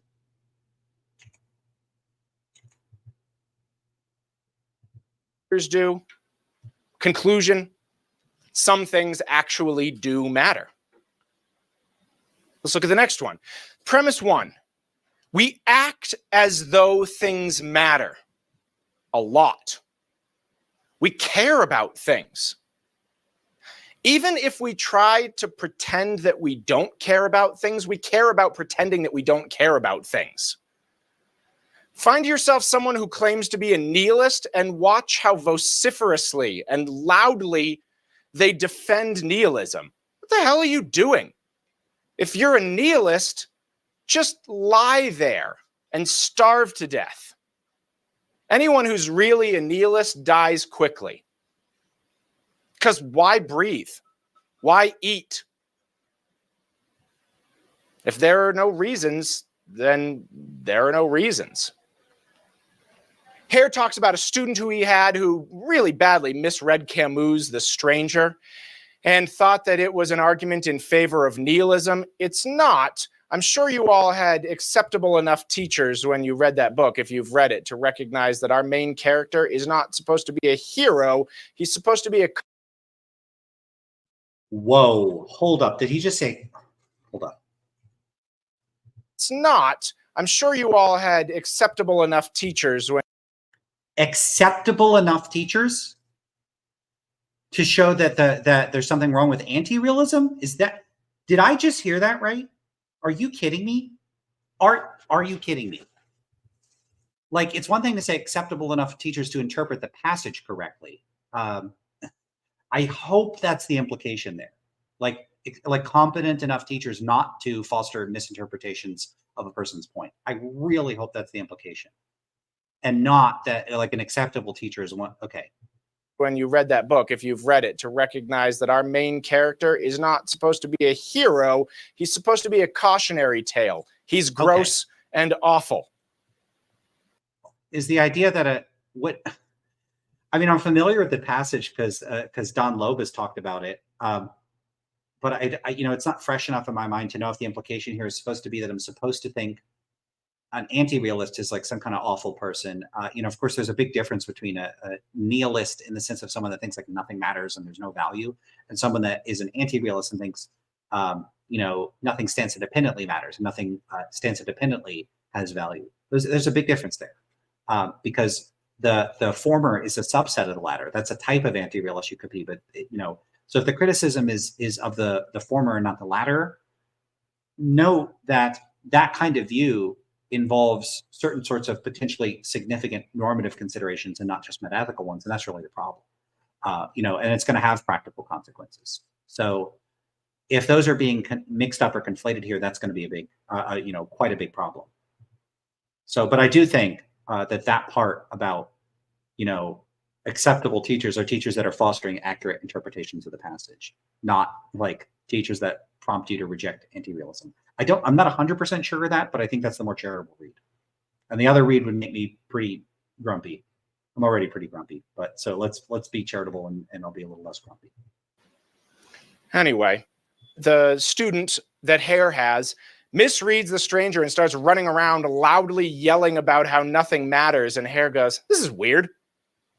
Weird why? Because why yell about nothing mattering if nothing matters?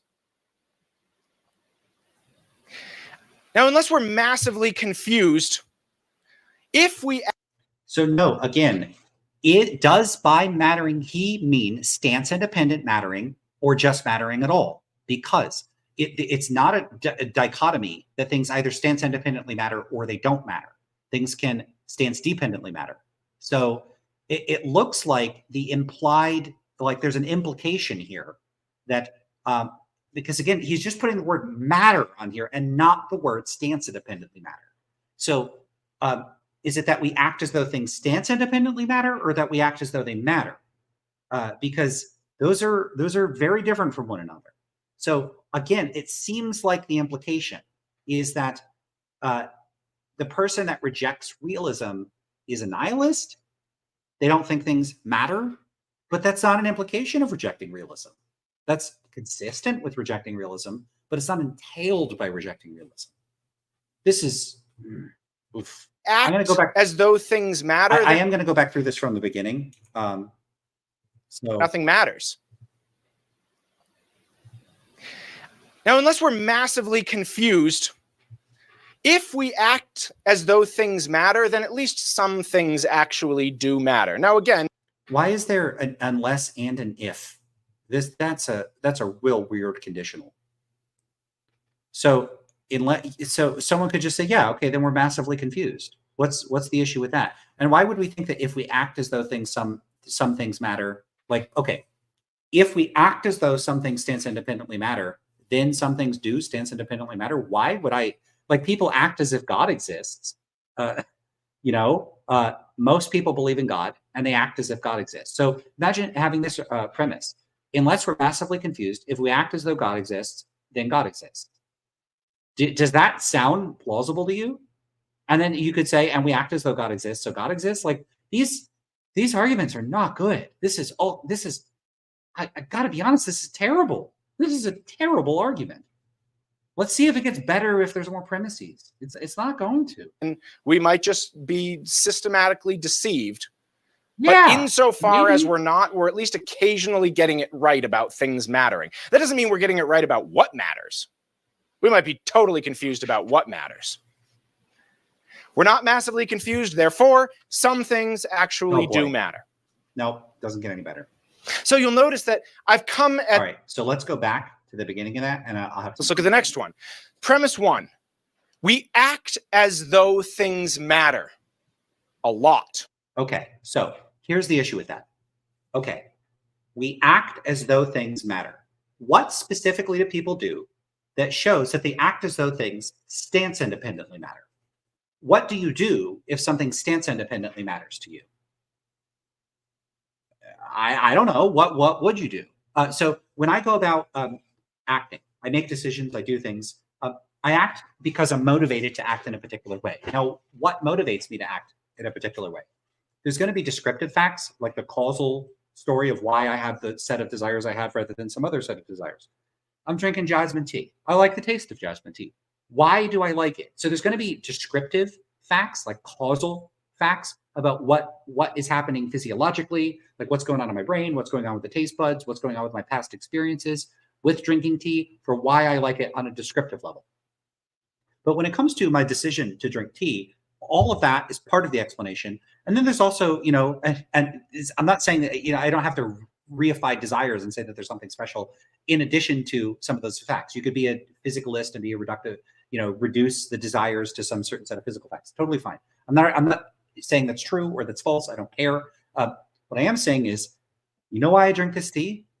Because I want to, because I like it, because I have a desire. So I act like the tea tastes good because the tea tastes good to me. it doesn't stance independently taste good, I wouldn't give it a flying fuck if this was stance independently good or bad. I don't give a shit. I drink it because it tastes good to me stance dependently. Dependently. In other words, the entire framework in which my decisions to drink tea or not drink tea or to drink or eat whatever the hell I want are construed exclusively, on my view, in descriptive psychological terms. And to the extent that there's any normativity at all that normativity is cashed out, again, in descriptively psychological terms. It has to do with my desires, my goals, what actions would achieve the desires and goals, how I reason about the like achieving my instrumental ends to achieve my more fundamental desires. All a bunch of descriptive facts. And it's totally consistent with anti-realism. Why? Because that explanation I consider to be a complete explanation that does not posit the existence of stance-independent normative considerations. So I act like things matter. What that means is I care about stuff. I desire things. I have goals and objectives. That's all that amounts to. So what would it mean to act like things stance independently matter? Why would I act any differently? Well, how would I act with, so let's say I had beliefs about what these stance independent gastronomic facts or the moral facts or whatever other facts. The only way I can see that I would comply with or care about those facts in a way that you could detect in a change in my behavior. So let's say I just go around the world and I'm a moral realist. I think there's stance independent moral facts, but I don't care about them and I do whatever I want. You wouldn't observe any differences in my behavior than if I were an anti-realist that does whatever I want. In other words, you have one, the anti-realist that does everything in accord with what they want and does not believe there's stance independent moral facts. So the set of behaviors is, X, Y, Z. Then you have the realist, who the only intellectual difference between them and the anti-realist is that they believe that there are stance-independent moral facts. And in fact, they believe they know what they are. So they have beliefs about what the stance-independent moral facts are. And then let's even add the condition that those beliefs are correct and they're justified in believing them. So they actually know, they meet whatever the other JTB plus whatever, they meet all those conditions. So they actually know what the stance-independent moral facts are. So this is a very high bar that they're clearing, right? So you have the anti-realist, and then you have the realist. And now this realist, so they believe moral realism is true, and they know what the stance-independent moral facts are, and they don't care. So they're like, yeah, I know those are the stance-independent moral facts, but I don't care about that. I'm going to do what I want. And they happen to have the same desires as the anti-realist. So how would they act? Exactly like the anti-realist, right? And so the only way that a person is going to act like a realist is if they want to, is if they have desires or can somehow, maybe it doesn't have to be wanting to. We could say the only way that they're going to act like a moral realist is if they're motivated to act like a moral realist. And so then we can ask a question of whether they're motivated to do things independent of their desires. I don't know what the hell that would look like, but a realist acts like a realist when there's some observable difference in their behavior from how an anti-realist would act. And it's so like, and what are those differences? Why should I think a realist would act any differently than an anti-realist? Maybe they would act differently if they're a realist and they care about complying with the stance-independent moral facts.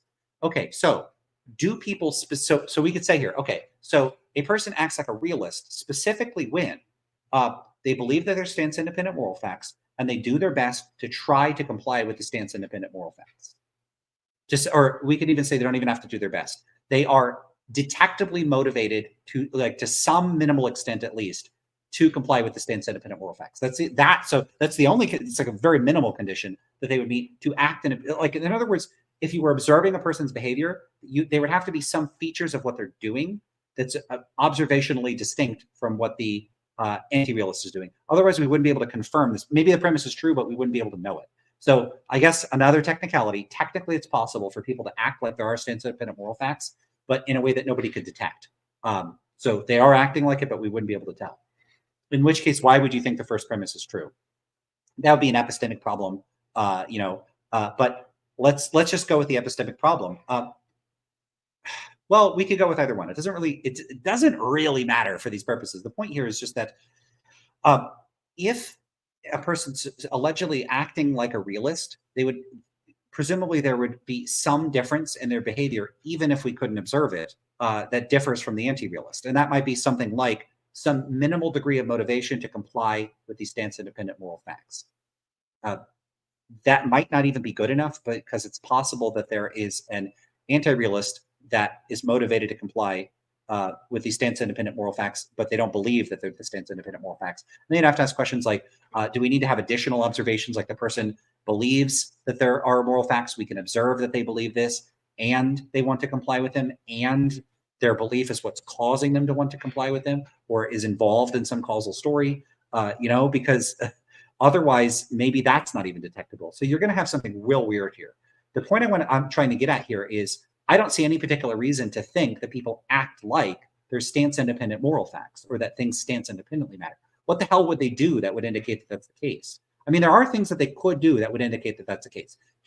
I'll give you, it's not like I'm saying there's nothing people could do or do that would indicate that this is the case. There was a small part of my brain where Beavis and Butthead just showed up and they're like, huh, he said doo-doo.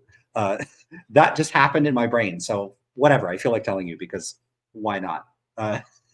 It's not, I was going to say, because it's late and I'm tired. It's not that late and I'm not that tired. So that's just my brain being weird. Okay, anyway, so here's a way you could tell that a person is acting as though things stance independently matter. So the person does this. They say, I think that stance independently wrong, and you shouldn't do that, and I'm going to try to stop you because I'm a moral realist, and what you're doing is wrong, in a realist sense. And then they go ahead and try to stop you. That's a person acting like a realist. I'm cool with that. I do think people act like realists sometimes. They act like that. Now, then the question is, okay, so we act as though things stance independently matter. You know what I'm going to ask? Who the hell is we?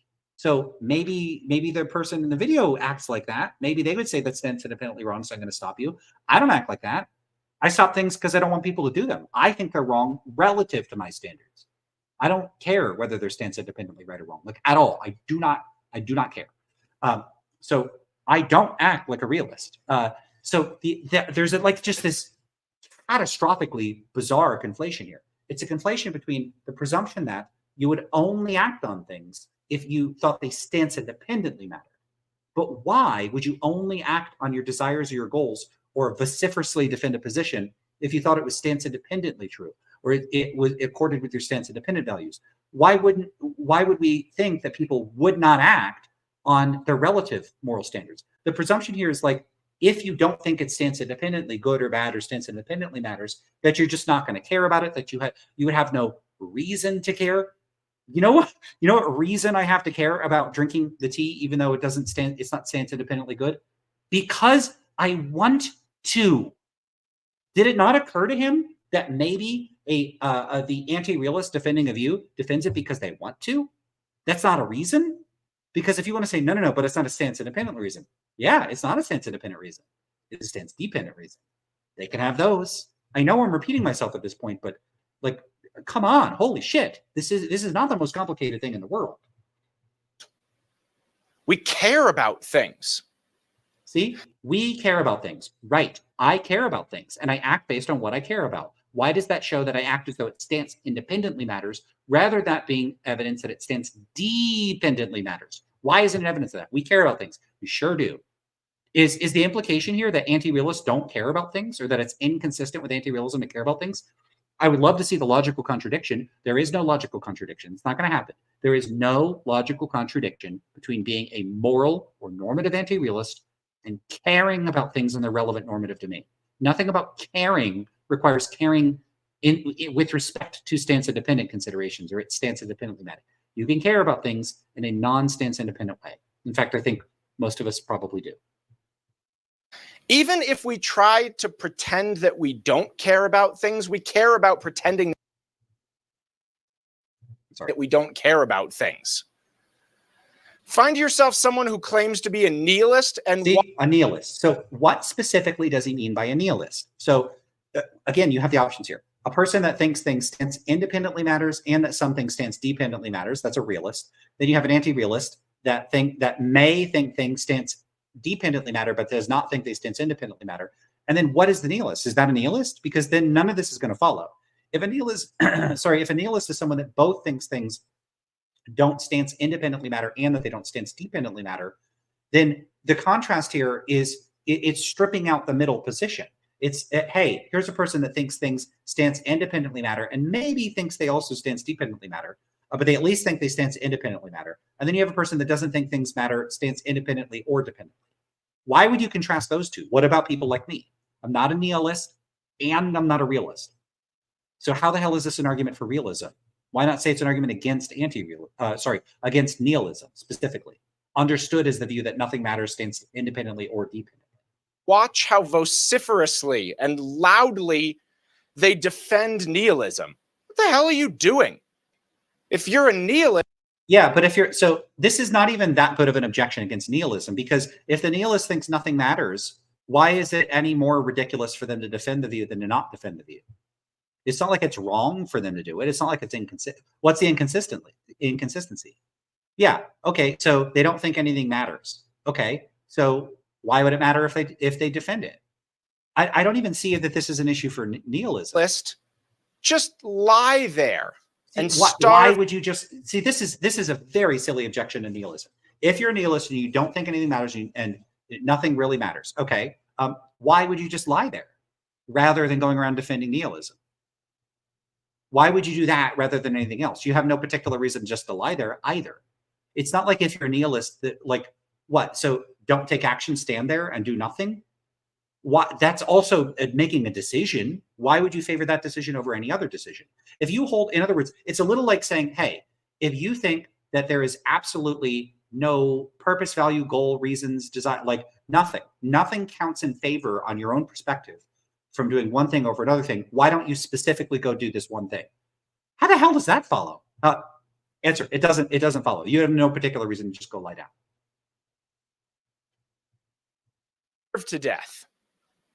Anyone who's really a nihilist dies quickly. Yeah, this is just, I'm sorry, that's just nonsense. It's just not true. Because why breathe?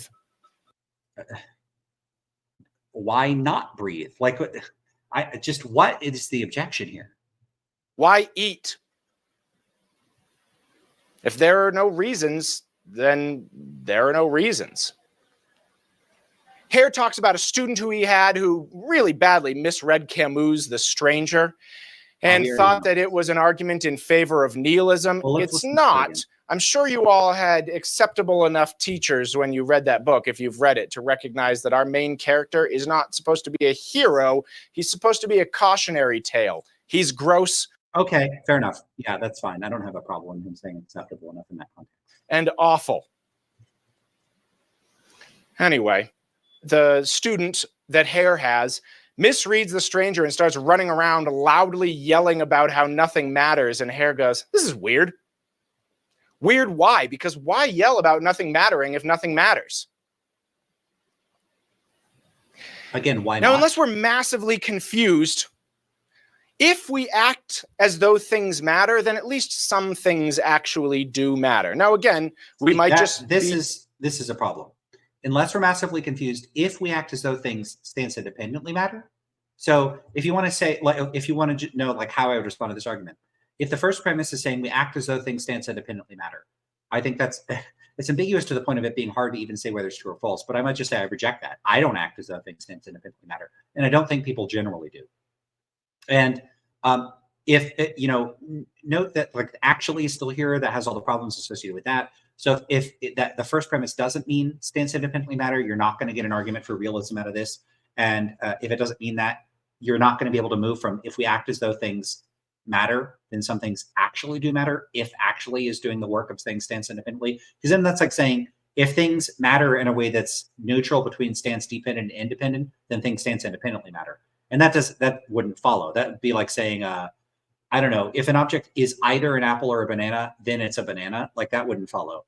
So, unless, again, you have the problem that unless it mattering, like in the sense used in the first premise, already bakes in stance independence, then this argument is just not going to be very effective at all, because the conclusion isn't going to follow. If it does, if it doesn't include that presumption, if it does include the presumption, then it's just easy to just reject at least one of the premises.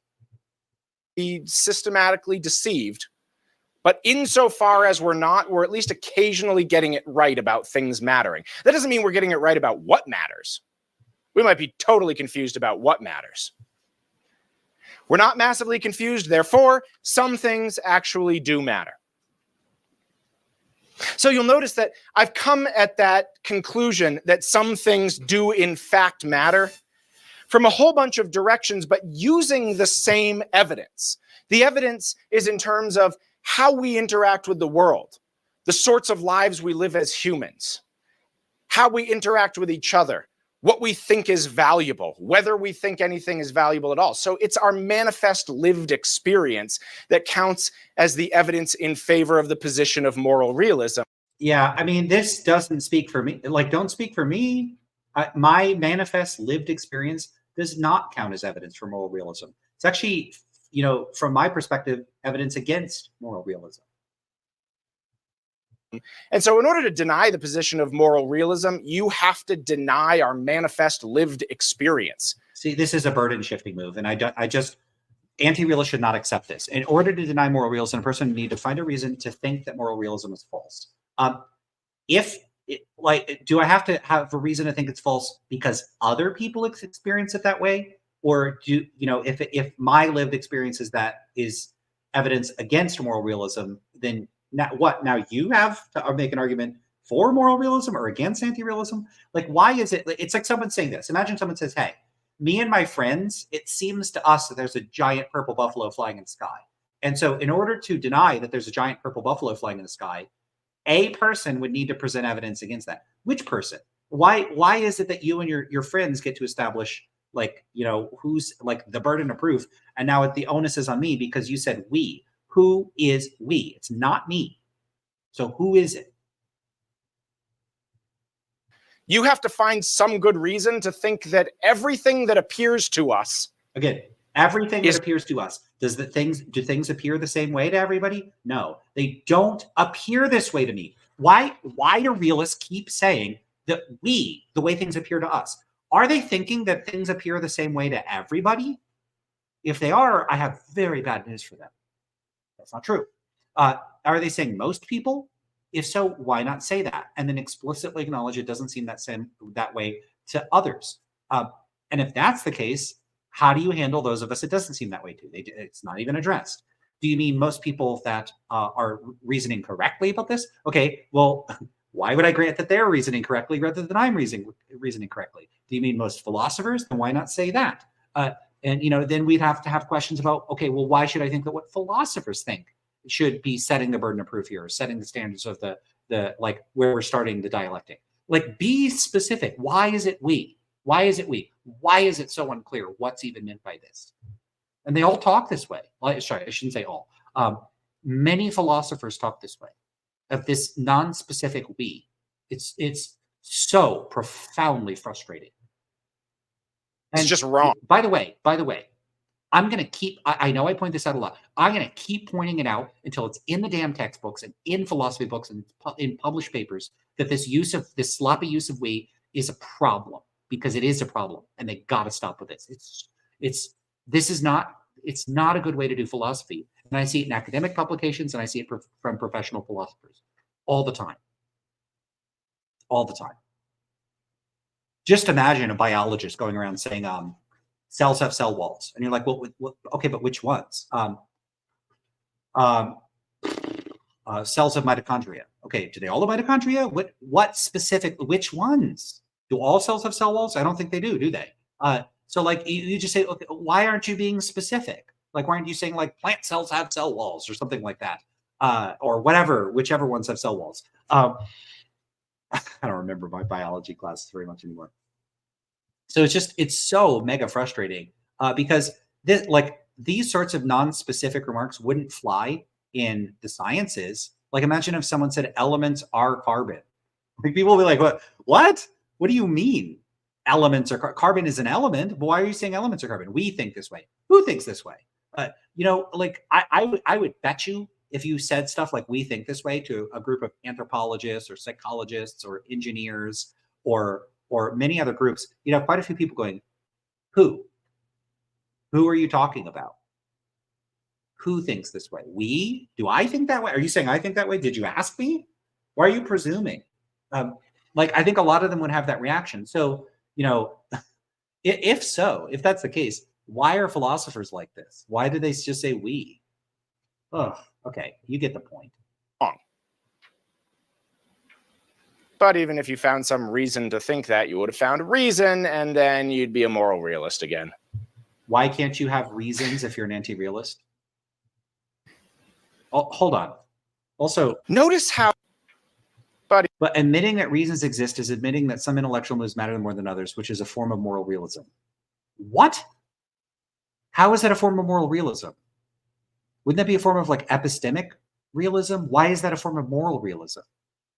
I'm not sure that he's drawing a distinction between normative realism and moral realism.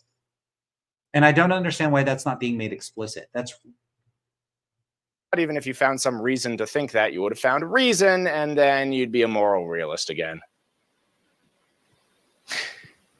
Notice how the way that we're talking about moral realism is so broad that no religion or cult or self-help community or merely insular way of doing things could lay claim to the entirety of morality. I think one of the things that makes people nervous about morality is that they've heard some person or some group that they're not too fond of yell a lot about morality and use their yelling to beat people down. And so they think, well, I don't like beating people down, therefore there must be something wrong with morality. But we can use good tools to do bad things. And so the fact that some bad people use the concept of morality to beat up on people doesn't mean that we need to give up on morality. In fact, it means that we need to get really clear on what morality is so that we can show those people why they're wrong about it.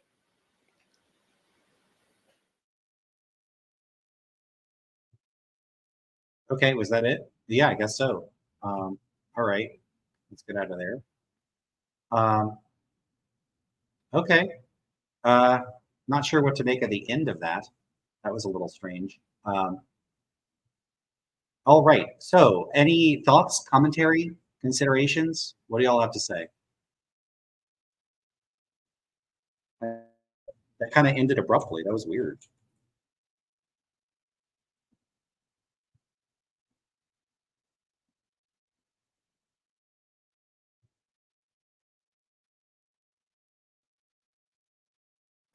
All right, Tony D3, is that what I should call you? Says, man, I really dislike the tone of the entire video, even ignoring the content of the arguments. It felt like he was being condescending to anti-realist the entire time. It's hard for me to get a good sense of tone a lot of times, and I'm very cautious about interpreting. So if you interpreted that as condescending, I couldn't really speak to that. We could do, I don't know. I can't really speak to that. I don't know.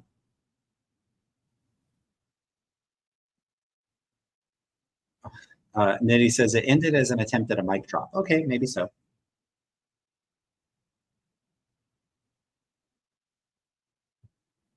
Jimothy says, I think people in the sciences are often far worse at taking things for granted because many of them look down on philosophy completely. Oh, I 100% agree with that.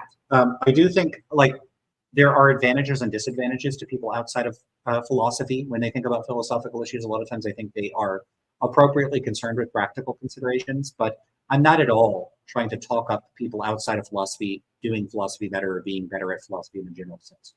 That people outside of philosophy often make catastrophic mistakes. And the other problem is like, for the sciences, a lot of people, like I recognize I don't have sufficient medical knowledge or knowledge of geology or paleontology, or, it doesn't have to be in the hard science like STEM fields. I don't have a lot of knowledge of history or historical methods.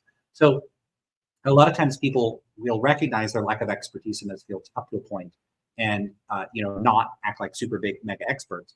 But a lot of people feel like philosophy is fair game and that anybody could do philosophy. And so they could just go do philosophy. And you'll get these just absolutely embarrassing, terrible, like it's,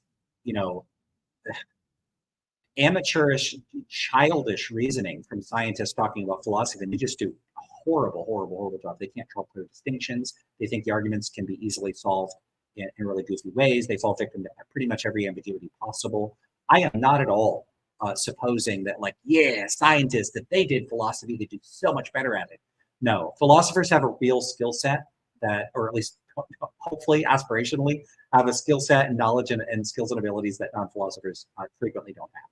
But there are legitimate features of philosophical expertise. Wouldn't deny that for a moment. And many without that kind of training and that knowledge and experience, people are typically going to, basically, I think that people that don't study philosophy typically would suck at philosophy if they tried doing it, and in fact do so. Uh, totally fine with saying that. But I do like that a lot of people in the STEM fields have an emphasis on the practical. I do think philosophers have big disadvantages. They tend to, in many cases, make presumptions about how other people think without appreciating that those are empirical questions. But there's quite a lot of diversity in how people think, and that just because they think a particular way doesn't mean everybody thinks a particular way. They have a tendency to think, at least analytic philosophers working in the tradition, what analytic philosophy is, often they extrapolate from their analysis of English sentences to as if English represents how everybody speaks and thinks everywhere in the world. It's over 7,000 languages. Generally speaking, are people from different cultures and societies and different languages really damn similar? And there's lots of human universality, absolutely. But it's one thing to say, yeah, people around the world don't like liars, and people around the world don't like when people commit adultery, and people around the world like hanging out with their friends. Like there's lots of there's more similarities than there are differences. But philosophers are weird birds. They are a very small, self-selected group of people that go under extraordinary induction into a particular way of thinking and approaching things, and that can both be a self-selection effect where they are systematically different from the rest of the world's population in specific ways that prompted them to go into philosophy, and then philosophy itself can change them. And so I think we have sort of, if philosophers love their armchair reasoning, I think we have good armchair reasons to plausibly hypothesize that philosophers could think very, very differently from other people, and that they don't have a good sense of how much their training and their self-selected, into the philosophical, community could be associated with substantial changes in how they think, or substantial differences. They don't have to be changes. Substantial differences in how they think relative to how non-philosophers think. That's an empirical question, and they're not entitled to just presume otherwise. And they just do, and that's really, really, really frustrating.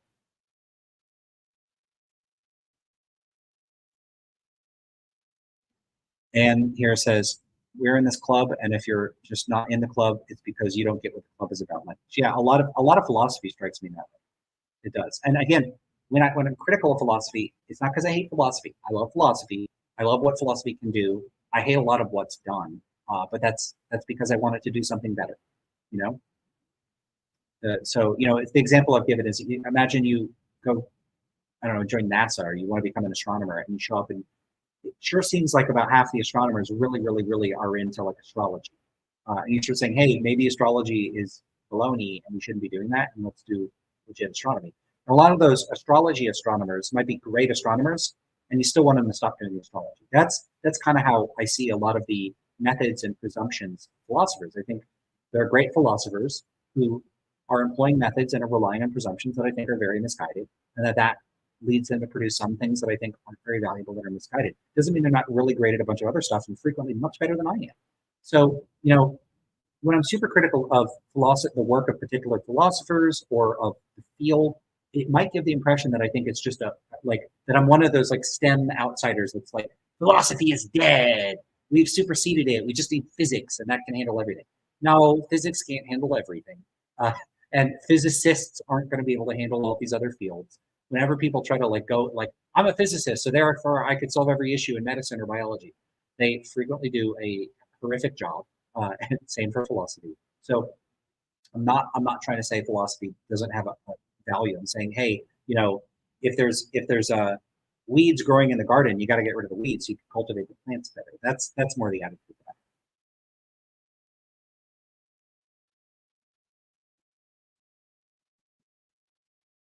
Tony says, interesting comment. Used to have a similar mindset to philosophy until I got into it more. I'm curious, what mindset did you have before, and what did it change to? All right, and I'm going to take another quick break. So throw some questions at me. Let's get some audience interaction here, and I'll be right back in a second.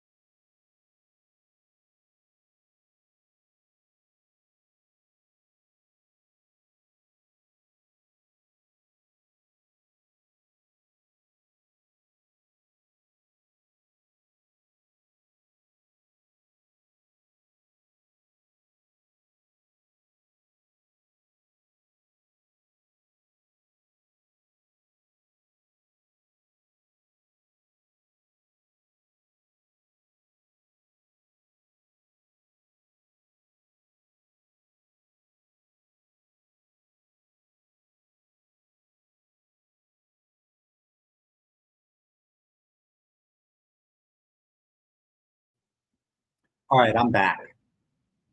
We got anything new? Let's see.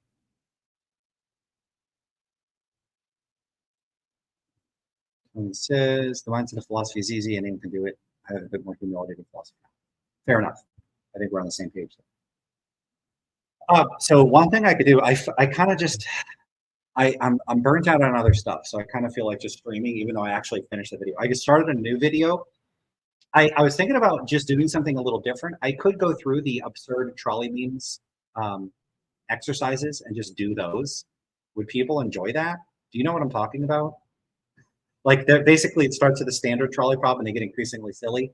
Maybe people want to see how I would react to, I guess, more normative moral questions. I don't know. Someone says, yeah, do it. Okay, I think that's good enough for me. I got another yeah. Timothy says, Lance, what do you think about this argument? If truth is propositional and propositions are mind independent, or sorry, mind dependent, then truth is mind dependent. It's going to depend a lot on what you mean by mind dependent. So that term is often understood to mean something like in mind is required in order for this thing to exist. Like taste is mind dependent. I can't taste things without a mind. But that's not the same thing as stance dependent. If you're using mind dependent in that sense, if you're using mind dependent to mean something like stance dependent, that has to do with what it is that makes a proposition true. Like it's made true in virtue of my stance. And so if you mean it in that sense, then if truth is propositional and propositions are then truth is mind dependent. Yeah, then I would probably just not agree that propositions are like, I don't think propositions are stance dependent. I don't know exactly what that would mean. I mean, it would take some work to clarify what exactly is being stated.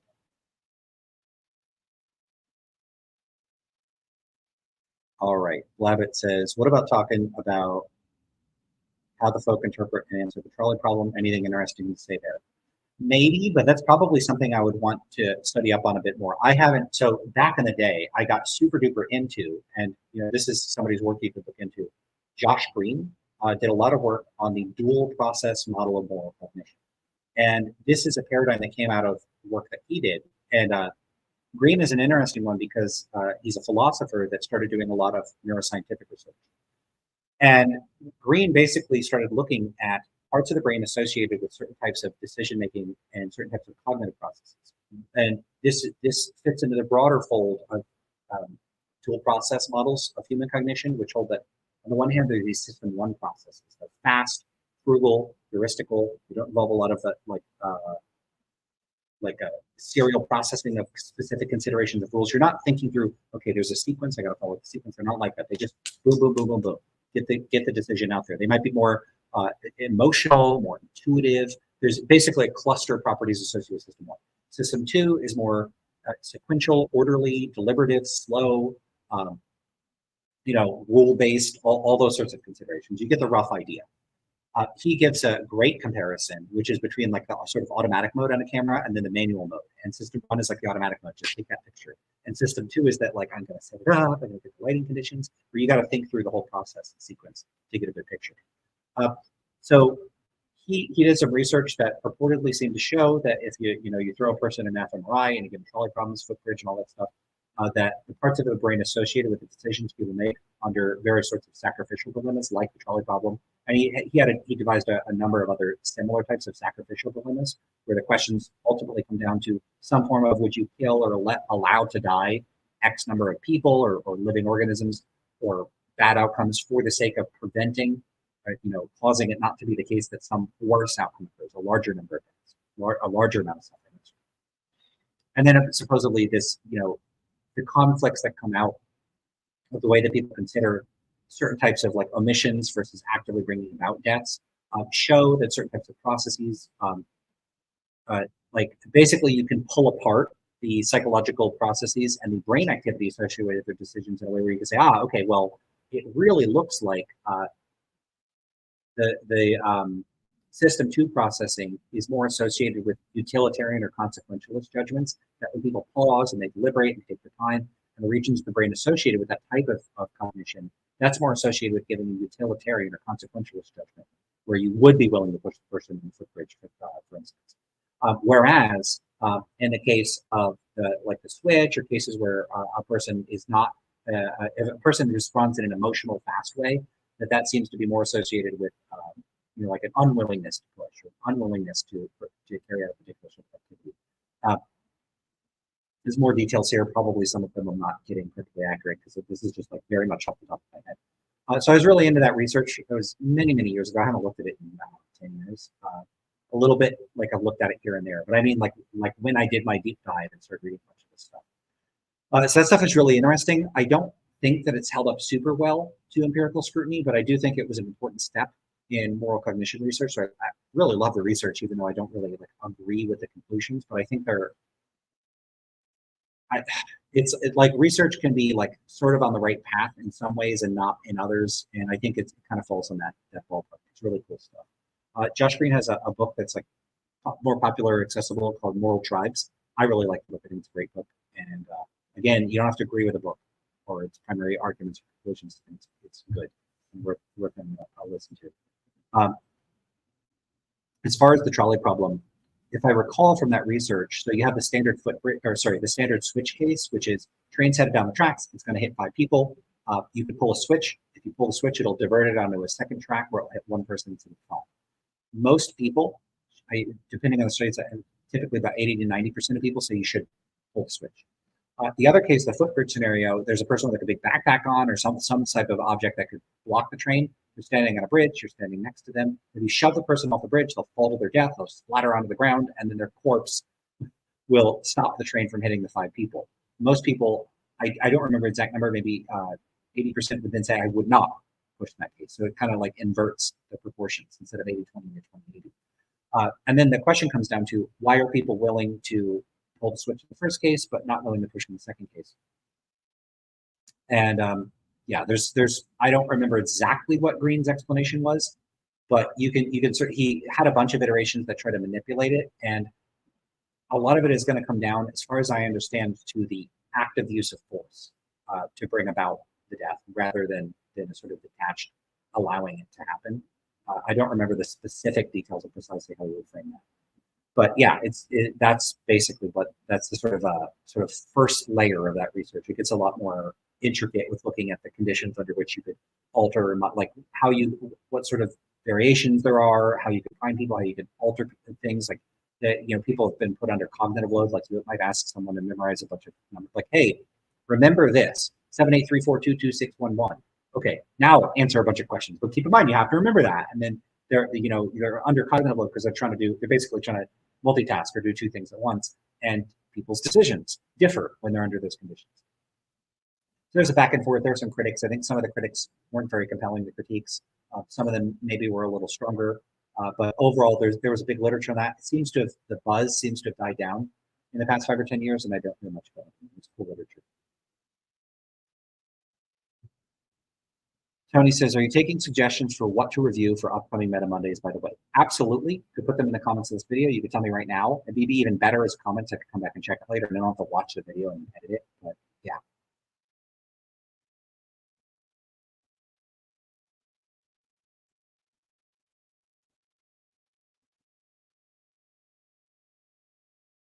All right. So let's go ahead and try out the trolley thing. See what we get.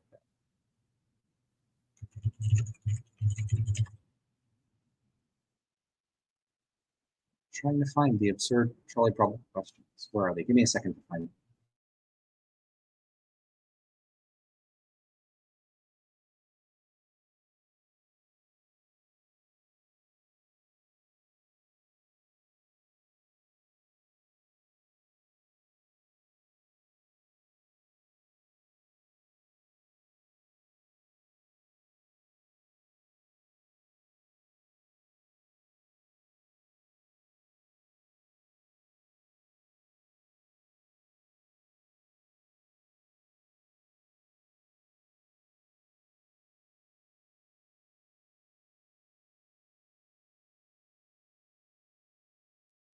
Oh, right. There we are. And this is, what's the page? Just like it's neil.fun, absurd trolley problems. Let me put a link in here so you can find it. You could try it out yourself. Oh, and I should pin that. That'll be helpful. Oh, right. Okay, so this is the standard one that I initially mentioned, the sort of standard trolley problem. Oh no, a trolley is headed towards 5 people. You could pull the lever to divert it to the other track, killing one person instead. What do you do? I do think it's interesting that they use the term killing. I probably wouldn't use that. I'd probably say causing or as a result, one person dies. I would avoid that active killing language because I think that could bias some people against it. Uh, Now, I might choose an answer for fun. I'll let you know, but I think I'll try to stick. I'll try to stick with the answers. I think I'm like, okay, this is the one I think is like what you should do, something like that. Of course, that's what exactly that means might be an issue for me, but let's do it. Okay, so 73% of people agree. You can see on the bottom here, and 27% disagree. All right. Next scenario is now it's 4 people instead of 5 on the other track. I think still pull the lever. 67% of people agree. That's higher than I would have expected. I've been through this several times and I still never remember the numbers exactly. Your life savings, you can pull. Now, this is where hypotheticals show some of their limitations. Like, are we assuming that I have a big pile of life savings? Um, or is it based on my actual amount of life savings, which is basically nothing? Um, if we're going with the latter, um, then this is a very easy decision. But either way, 5 people probably worth more than money. I mean, I say probably because what if you had like $10 billion and you could save way more than 5 people and you were planning to do so? And then like imagine it's like all that money was money that you already promised to the Against Malaria Foundation or something. I think there's would be something to saying, hey, maybe the money's more important. But I think the intent of this is, would you give up all your money? I think that the right thing to do is, yeah, most people agree with that. Of course, I'm doing this live in front of people, so I do worry people might be more likely to. People are going to make different decisions in private. Okay, it's me rather than the 5 people. Oof, I don't know. I don't know what to do there. Let's go to the audience for this one. What do y'all think you should do? Oh yeah, someone says Kane B has a video. Um, I don't know. Should I be super like egoistic here? What do you think? What should I do? What should I do? Let's say the right thing to do is pull the lever. Most people don't agree with that. Yeah. Priceless painting. So this is one where it's going to hit the 5 people, or you could just let it hit the Mona Lisa instead. That's an easy decision. Let it hit the Mona Lisa. All right. A rich man offers you $500,000 to pull the lever, which you could do and kill someone else. What do you do? So here's why this is actually kind of tricky. If you think that the rich guy and the random person have equal moral value, then diverting it onto the off track, the only net difference is that you get $500,000. But that seems kind of messed up. So I'm going to say you do nothing. Can't bribe me.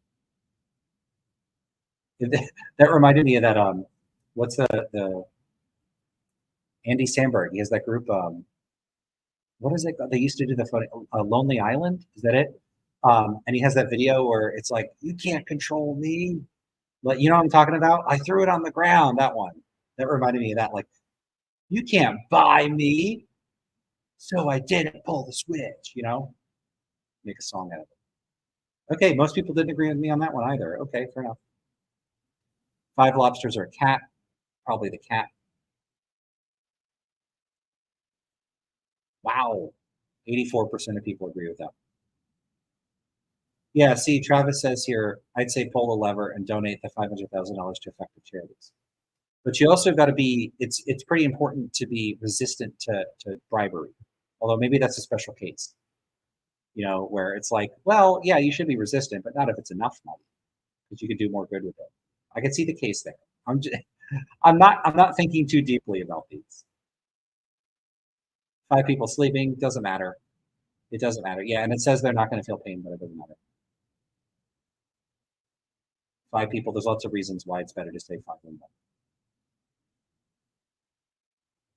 So in this one, if you read it here, because I remember this, You can pull the lever to divert it onto the track. So 5 people who tied themselves to the track, you can pull the lever to divert it onto the other track, killing one person who accidentally tripped on the track.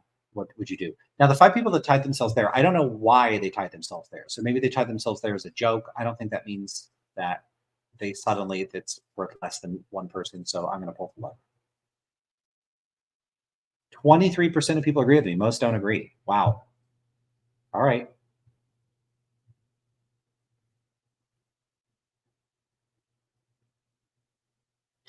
Oh no, a trolley is headed towards 5 people. The lever just speeds up the trolley, which might make it less painful. What do you do? The lever just speeds up the trolley. So it's going to hit the 5 people anyway. That one person there is nothing's going to happen to them, which might make it less painful. So the idea here is speeding it up. It's at least going to make it a little less bad. So then you should pull it. Okay. Yeah, most people agree.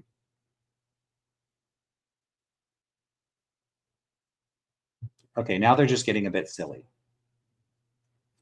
Oh no, a trolley is heading towards one guy. You could pull the lever to divert it to the other track, but then your Amazon package will be late. What do you do? Yeah, your Amazon package will be late. That's ridiculous. I love it. Minor inconvenience, 78%. What? This is a ridiculous outcome. So a lot of people, I think, at this point are not being serious. There's just no way. Oh no, a trolley is headed towards your best friend. You could pull a lever to divert it onto the other track, killing 5 strangers instead. What do you do? Sorry, best friend.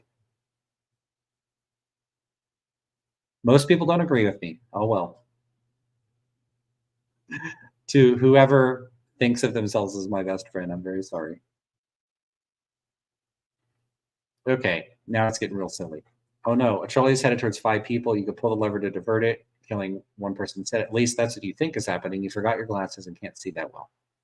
What do you do? Okay, let's take the glasses off to answer this. All right, I think I'm going to pull the lever, but I can't see what I'm pressing. All right. Yeah, slight majority agree with me. All right.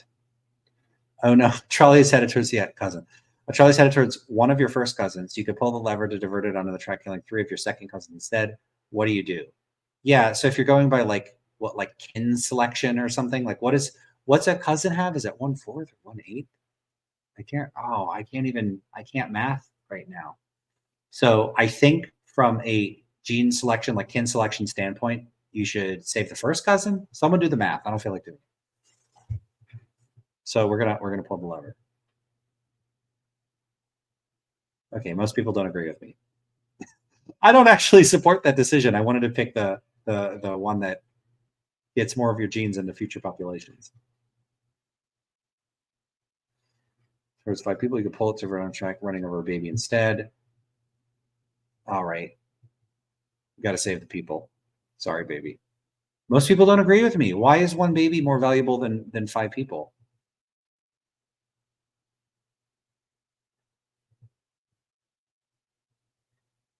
Oh no, a trolley is barreling towards 5 identical clones of you. You could pull the lever to divert it on the other track, sacrificing yourself instead. What do you do? Oof. Well, whatever I do, it's what my clones would want me to do, right? Oh, did it say? Someone says, because the old people are going to die soon. Did it say old people? Did I just not read carefully? Even still, I mean, how old? Like, I don't know. All right.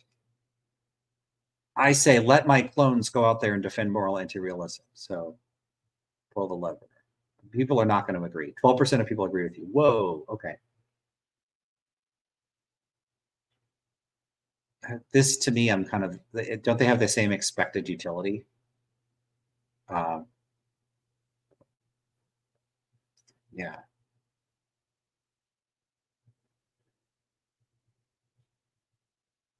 Let's do that one. Most people don't agree with me. All right. How many of these are there? Does anyone here remember who's done this before? Headed towards 5 sentient robots. You could pull a lever to divert me another track, killing 1 human instead. Assuming these are like sentient robots who are conscious and capable of happiness and suffering and stuff, then 15% of people agree with me. What? Or do people just not think Like, I think these are presumptively robots that have some type of moral status. Do they just not care? Yeah, someone says I think it was elderly people. Well, whatever. Still make the same decision. Probably. Oh no, Charlie's headed towards 3 empty trolleys worth $900,000. You could pull it to divert and shot, killing one empty trolley. Oh, hitting one empty trolley worth 300,000. Yeah, that's an easy one. That's silly. Oh no, it's the external cost. Okay. Trolleys are using 100 kilograms of CO2 per year, which kills 5 people over 30 years. You can pull the lever to divert it to the other track, hitting a brick wall and decommissioning the trolley. I think if you decommission the trolley, they would probably just make another one. So we're gonna let it keep going and destroy the environment. Wait, what? Most people, only 39% of people agree with me. But like, if this is generally true of like trolleys, then are people just for trolleys being destroyed in a general sense? And also, like, you got to think of all the stuff. Like, we're assuming here that it really depends on how you're thinking about these sorts of scenarios. I think it's ridiculous at this point. So, oh no, you're a reincarnated being who will eventually be reincarnated as every person in this classic trolley problem. What do you do? Wow. Pull the switch, I guess. 50-50. That's funny. Oh no, Charlie's headed towards nothing, but you kind of want to prank the trolley driver. What do you do? I'll prank the trolley driver. Why not? Yeah, most people want to prank the trolley driver. That's cool. 65%. Charlie's headed towards a good citizen. You can divert it, running over someone who litters instead. What do you do? Litters. Like, that's the worst thing in the world. All right, let's save the good citizen. Most people agree on that one. Wow. All right. All right. Oh no, due to a construction error, Charlie's stuck in an internal loop. If you pull the lever, the trolley will explode, and if you dump the trolley and its passengers will go in circles for eternity. Probably pull it. Yeah, because you don't want people suffering for eternity. That sounds bad. Oh no, a trolley is headed towards your worst enemy. You could pull the lever to divert it the trolley problem to save them, or you could do nothing and no one will ever know. What do you do? Well, like, who is my worst enemy? Is it like my personal worst enemy, or are we talking like whoever I consider the worst person? Because if it's like an evil dictator or something, I don't have enough information here, so we're gonna let them live. Look how you see the little brow, like they're angry. That's ridiculous. Okay, people kind of will let them die. All right. Trolley is headed towards a person and will lower their lifespan by 50 years. You can pull the lever to divert the trolley and lower the lifespan of 5 people by 10 years instead. Yeah, I would do that. Most people agree. All right. See this question here? Yeah, I'm not taking this too seriously. Origami. What if it's the philosopher you most dislike? Yeah, I'm not going to let them die because I don't dislike the philosopher typically. I mean, there's a difference between disliking them personally versus, because there's probably at least one philosopher that's like in prison for doing horrible things. But it's like, if I dislike their philosophy, it doesn't mean I dislike them. So no, I'm not going to let them die. That's horrible. All right. Oh no, a trolley is headed towards 5 people. You can pull the lever to divert it to the other track, sending the trolley into the future to kill 5 people 100 years from now. Huh.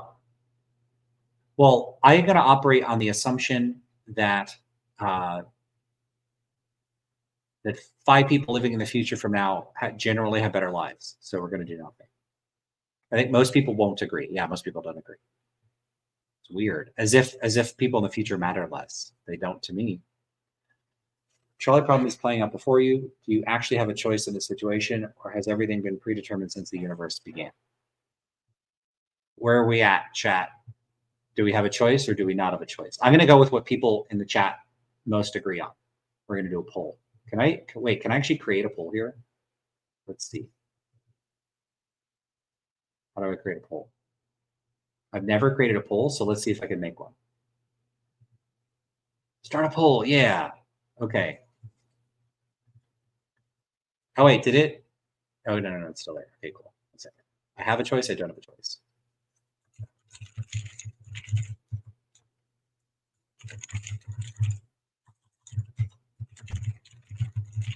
All right, let's start. And then whichever one wins, that's the one we're going to do.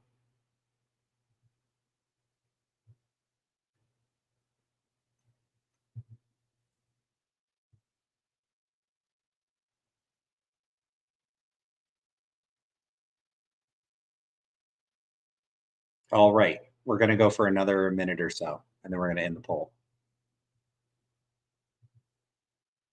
What's their choice? What's your choice? Do we have a choice or do you not have a choice? Are you unable to answer the question?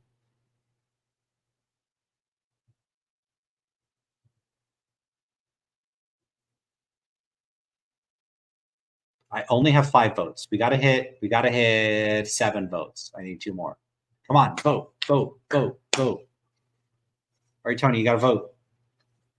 Now, as soon as it comes in, I'm gonna know which one is your vote. Come on. Okay, now it's 50-50.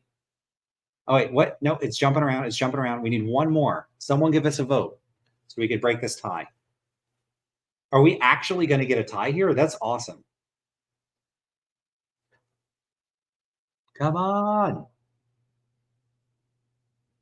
All right. I think we're stuck with the tie. Oh, okay. I'm going to end the poll. We had a time. All right. So I don't have a choice 1. Okay. So then we're going to go with I don't have a choice. Okay. That's a pretty horrible option. Most people don't agree. Oh no. All right. Congratulations. You have solved philosophy. Kill count 51. All right. That was the end.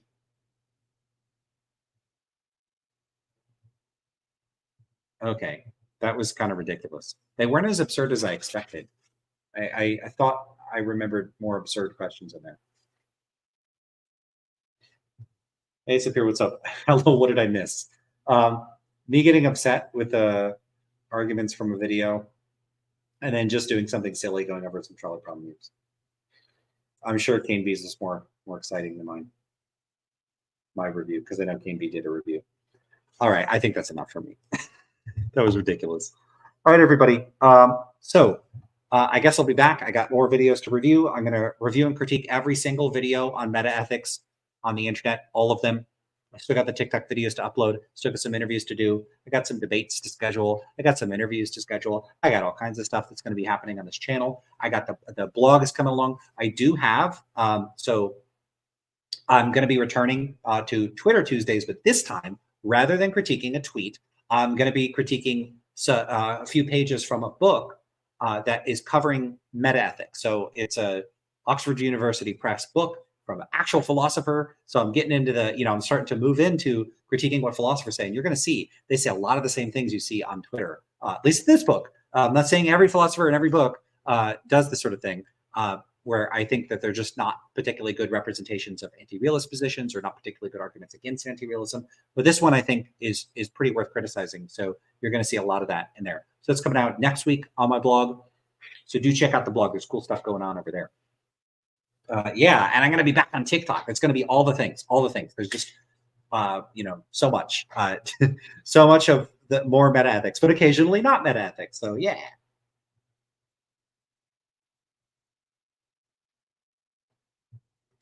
All right. So Pierre says, go back over everything from the entire stream, please. I was late. Okay, everybody. So let's go back to, in fact, why don't we go back to last week and we'll play the video from the beginning and I'll read. No, we're not going to do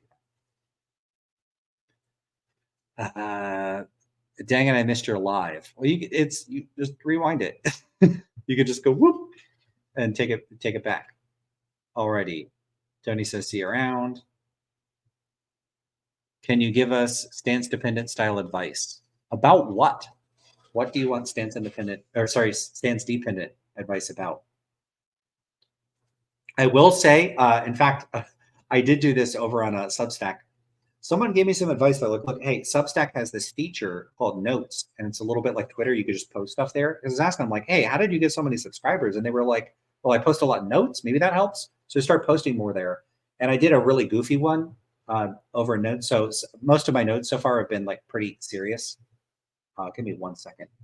Got to change the setting here. Okay. And let me go over there, because I had said basically if I hit 500 subscribers there, I might try to convince people um, that I might try to communicate my views through dance, and people seem to appreciate that. So uh, things are bumping over on Substack, and there's a lot of people commenting there. So it's becoming a pretty decent forum and not just a place for posting blogs. So I guess that's part of the reason I mentioned that. So probably style or fashion. You do not want fashion advice from me. I have never had a decent sense of fashion. I've had a lot of people criticize my glasses. It's like they don't get, people. A lot of people have the thick frame glasses. There's a lot of aesthetics behind people's glasses choices. I just try to choose glasses that are durable and as little intrusive. Like I don't want them to be visually intrusive. I want to not notice my glasses. So that's my preference for them. I tend to wear big old baggy t-shirts. I tend to prefer to be comfortable when at all possible. And when I have to dress up-ish for things, I never really dress up.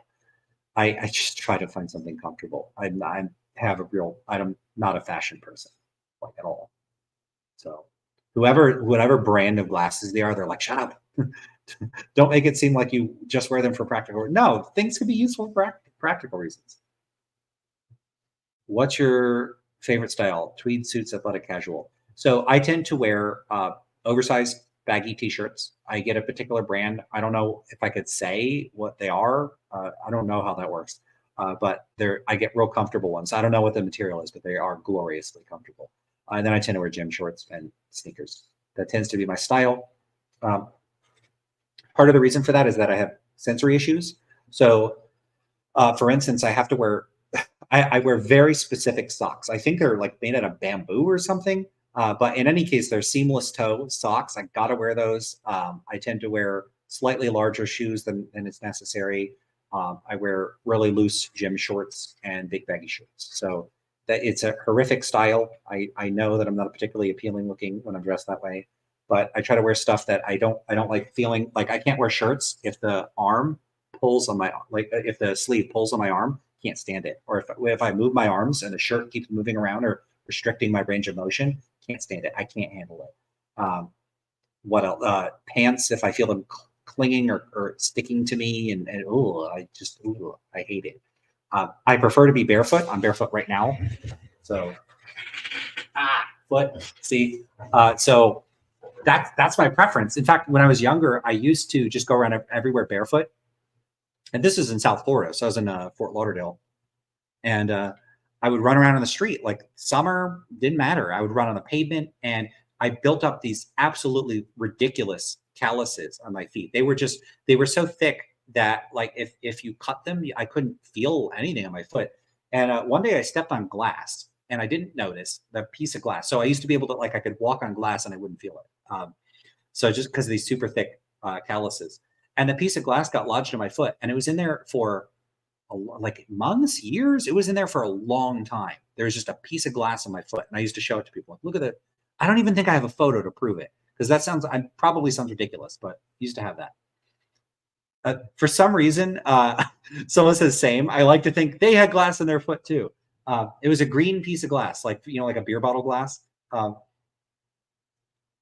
Mahayana says I always walk barefoot. I do when I can. I think there's a lot of places just not going to let you in barefoot, but that's my preference.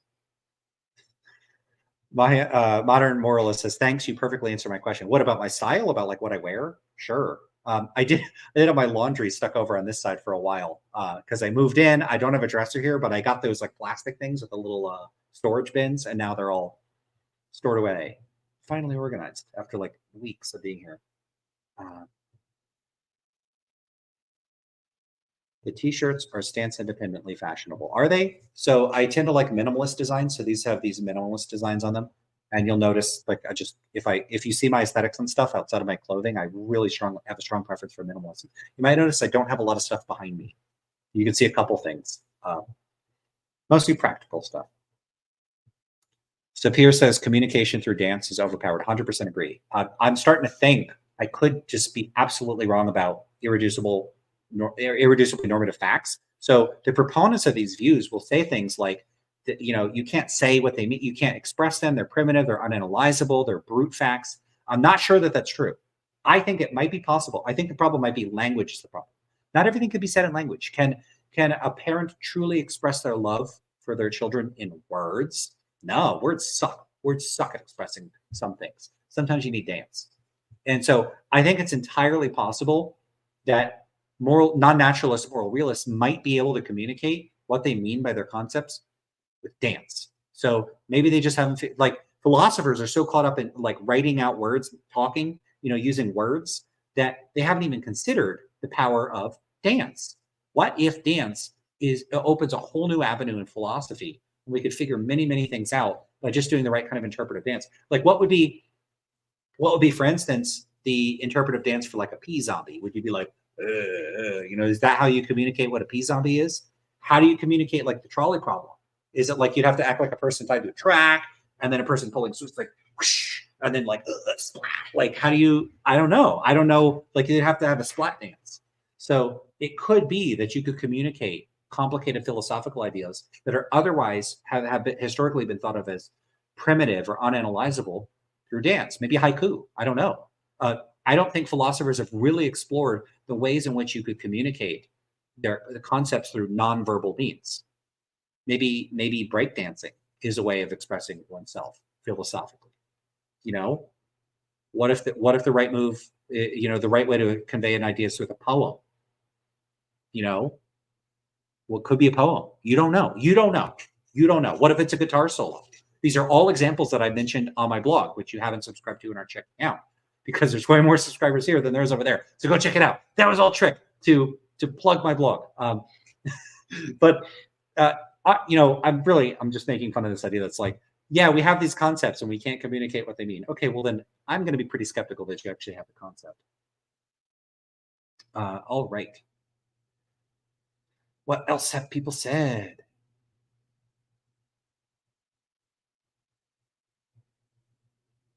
I always walk barefoot, and then especially on gravel and rocks. Are you for real?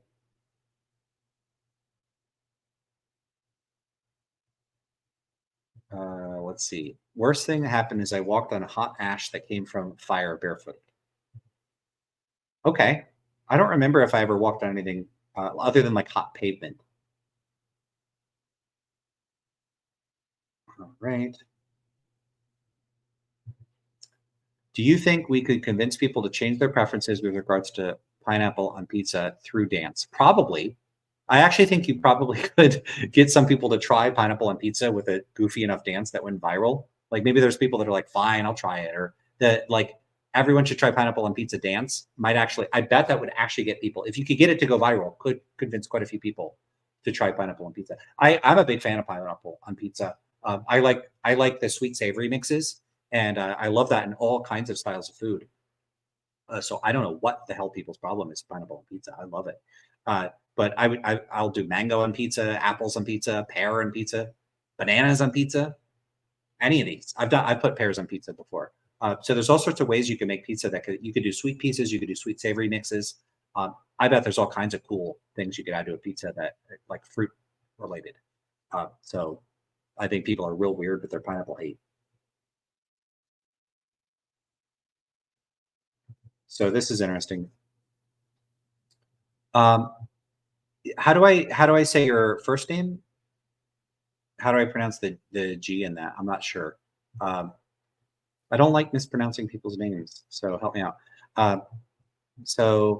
Yeah, I have a buddy of mine who thinks moral realism is the correct position because that's the majority position in academia. Never made sense to me. Yeah, I have a whole blog. It's actually the longest blog series I ever did on my blog. Jit. Okay, so Jit Stanfield. Okay, cool.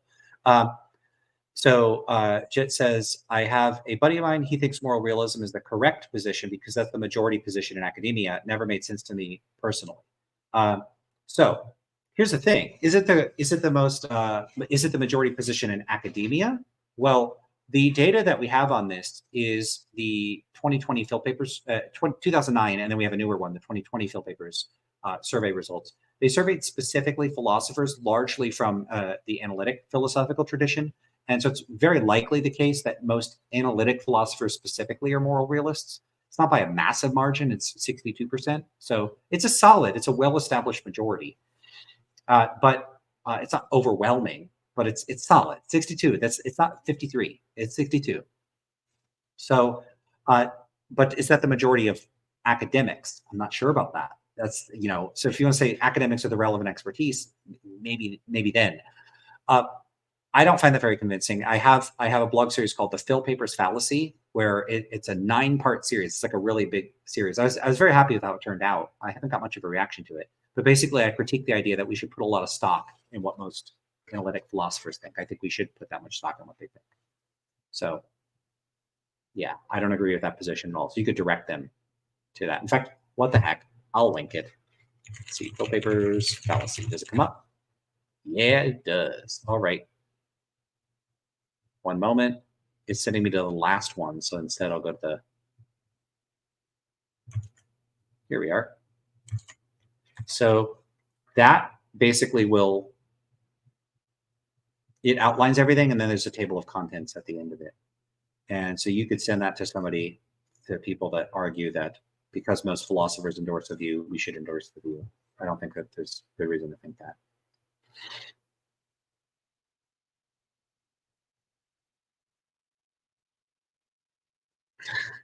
I like this.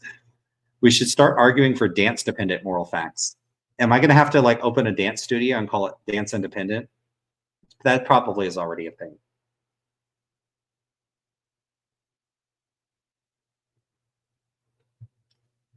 Modern Moral says, I would love to see you as a clinical therapist. I have absolutely no training in that at all. Unless you're talking to somebody else.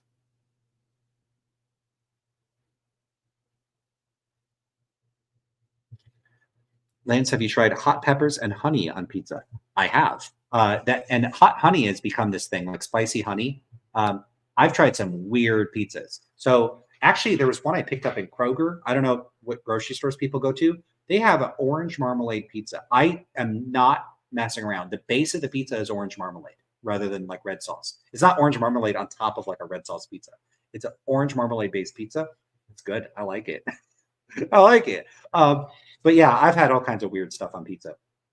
One of the ones I made was a pear, blue cheese, and candied walnut pizza with a bechamel base.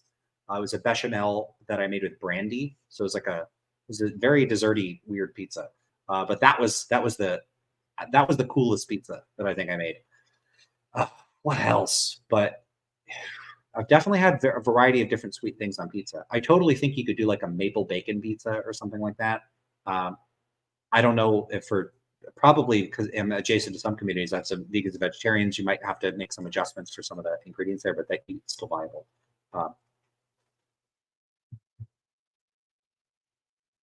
But yeah, I've tried some weird pizzas. That all the text moved down when I was trying to click on something. All right. Femboy Origami says, the fact that you eat bananas on pizza is making me reconsider gastronomic realism. But I don't know if you know about this. I don't know if people know much about Brazilian pizza. So Brazil has an absolutely phenomenal pizza tradition. They got all kinds of just awesome pizzas. One of the things I really love about the pizzas there is they just load them up with stuff. Like they're just covered in toppings. Some of the best pizza I've ever had anywhere is Brazilian pizza. Let me try to find.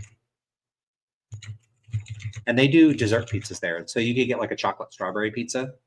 So let me get an example of one. Yeah. So like, check this out. I'll post this link here. So you can see here, is this going to work if I share the screen?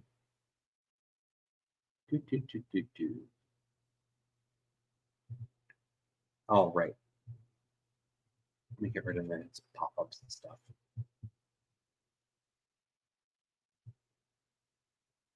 Where is it? Okay, check that out. You're going to tell me that doesn't look good? Banana Nutella pizza, it doesn't have to have red sauce. It's not like it's red sauce plus whatever. A lot of people think of pizza that way, but it doesn't have to be. So, oh yeah. So here's someone saying breakfast, superior. Breakfast pizza slaps. Yeah, breakfast pizzas are amazing. I love breakfast pizzas. Pretty much anything, any breakfast stuff on the pizzas, I'm gonna like it. I used to get these ones that they were like these little mini deep dish breakfast pizzas, and they were incredible. There was one. The only thing I remember is that it had green peppers on it. I don't know if anybody knows what I'm talking about. There's like these old deep dish ones. They were really good. All right. So Sapir says honey and cheese goes well together, which is pretty surprising to me. Yeah. So when I was in the Netherlands, they had these like it wasn't a pizza; it was almost like a crepe pizza. I don't know what it's called, but I had one that was like a honey and brie and apples. I think it was real good, and it was kind of pizza-ish. I don't know if anyone knows what I'm talking about. Yeah, we got another person that loves breakfast pizza. I love talking about food. Yeah, I've thought about doing something food related for the channel. I used to use a lot more food stuff in the images and everything, but just haven't gone back to the food stuff for a long time.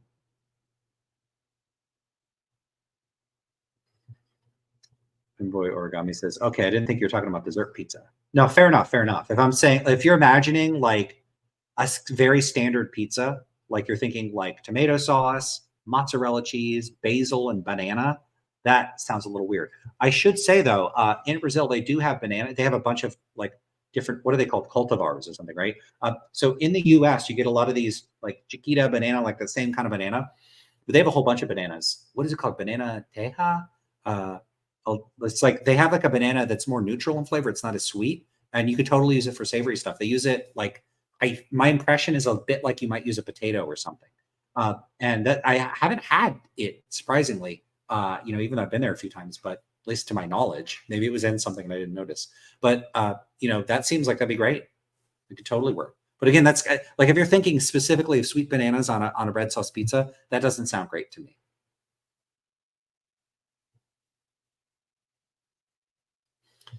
And yeah, okay. You were talking about how you like a sweet savory combo. To be fair, sure, no, fair enough. As far as like what I think might work well, like sweet wise, on like a savory sweet pizza, I think it'd be really cool to do like a pad thai pizza, and that might have like tamarind or something in it. What else? What else might be good? I think like something with mango would be good. I think mango goes well with savory stuff. What else goes good with savory stuff? Trying to think. There's some that I wouldn't like honeydew. That'd be real weird. Or like blueberry. I can't I can't picture that going well with savory stuff. But there's got to be some sweets, like some fruits that would go well with savory stuff. I'm trying to think what would work. I don't know. But pineapple, I think totally works. Diana says fruit and pizzas are great. Kiwi, strawberry, blueberry, blackberry. It's going to depend on the base. What kind of base are we talking about?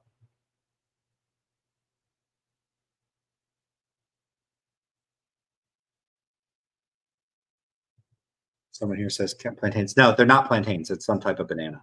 Let me see if I can look it up.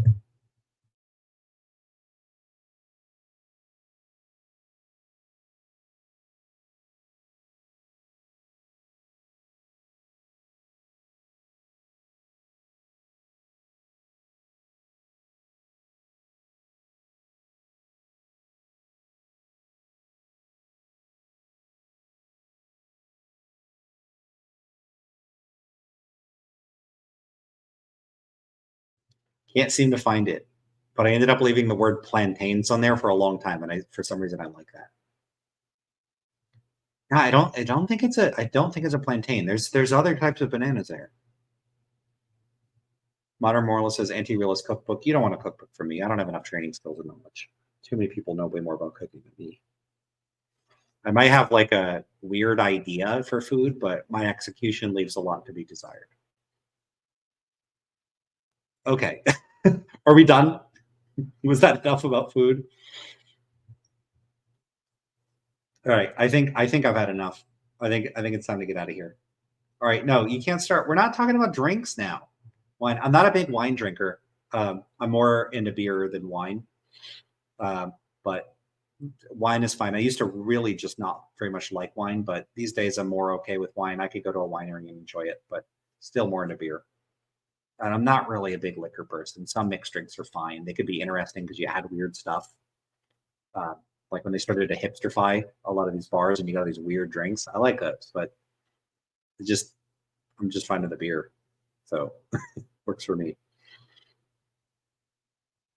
All right. I think we've run out of steam here. All right, everybody, I'm gonna head out.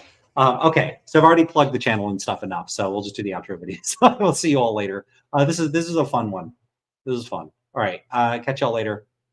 Do leave some comments though in the comment section. I want to see what people have to say. Catch y'all later. Take care.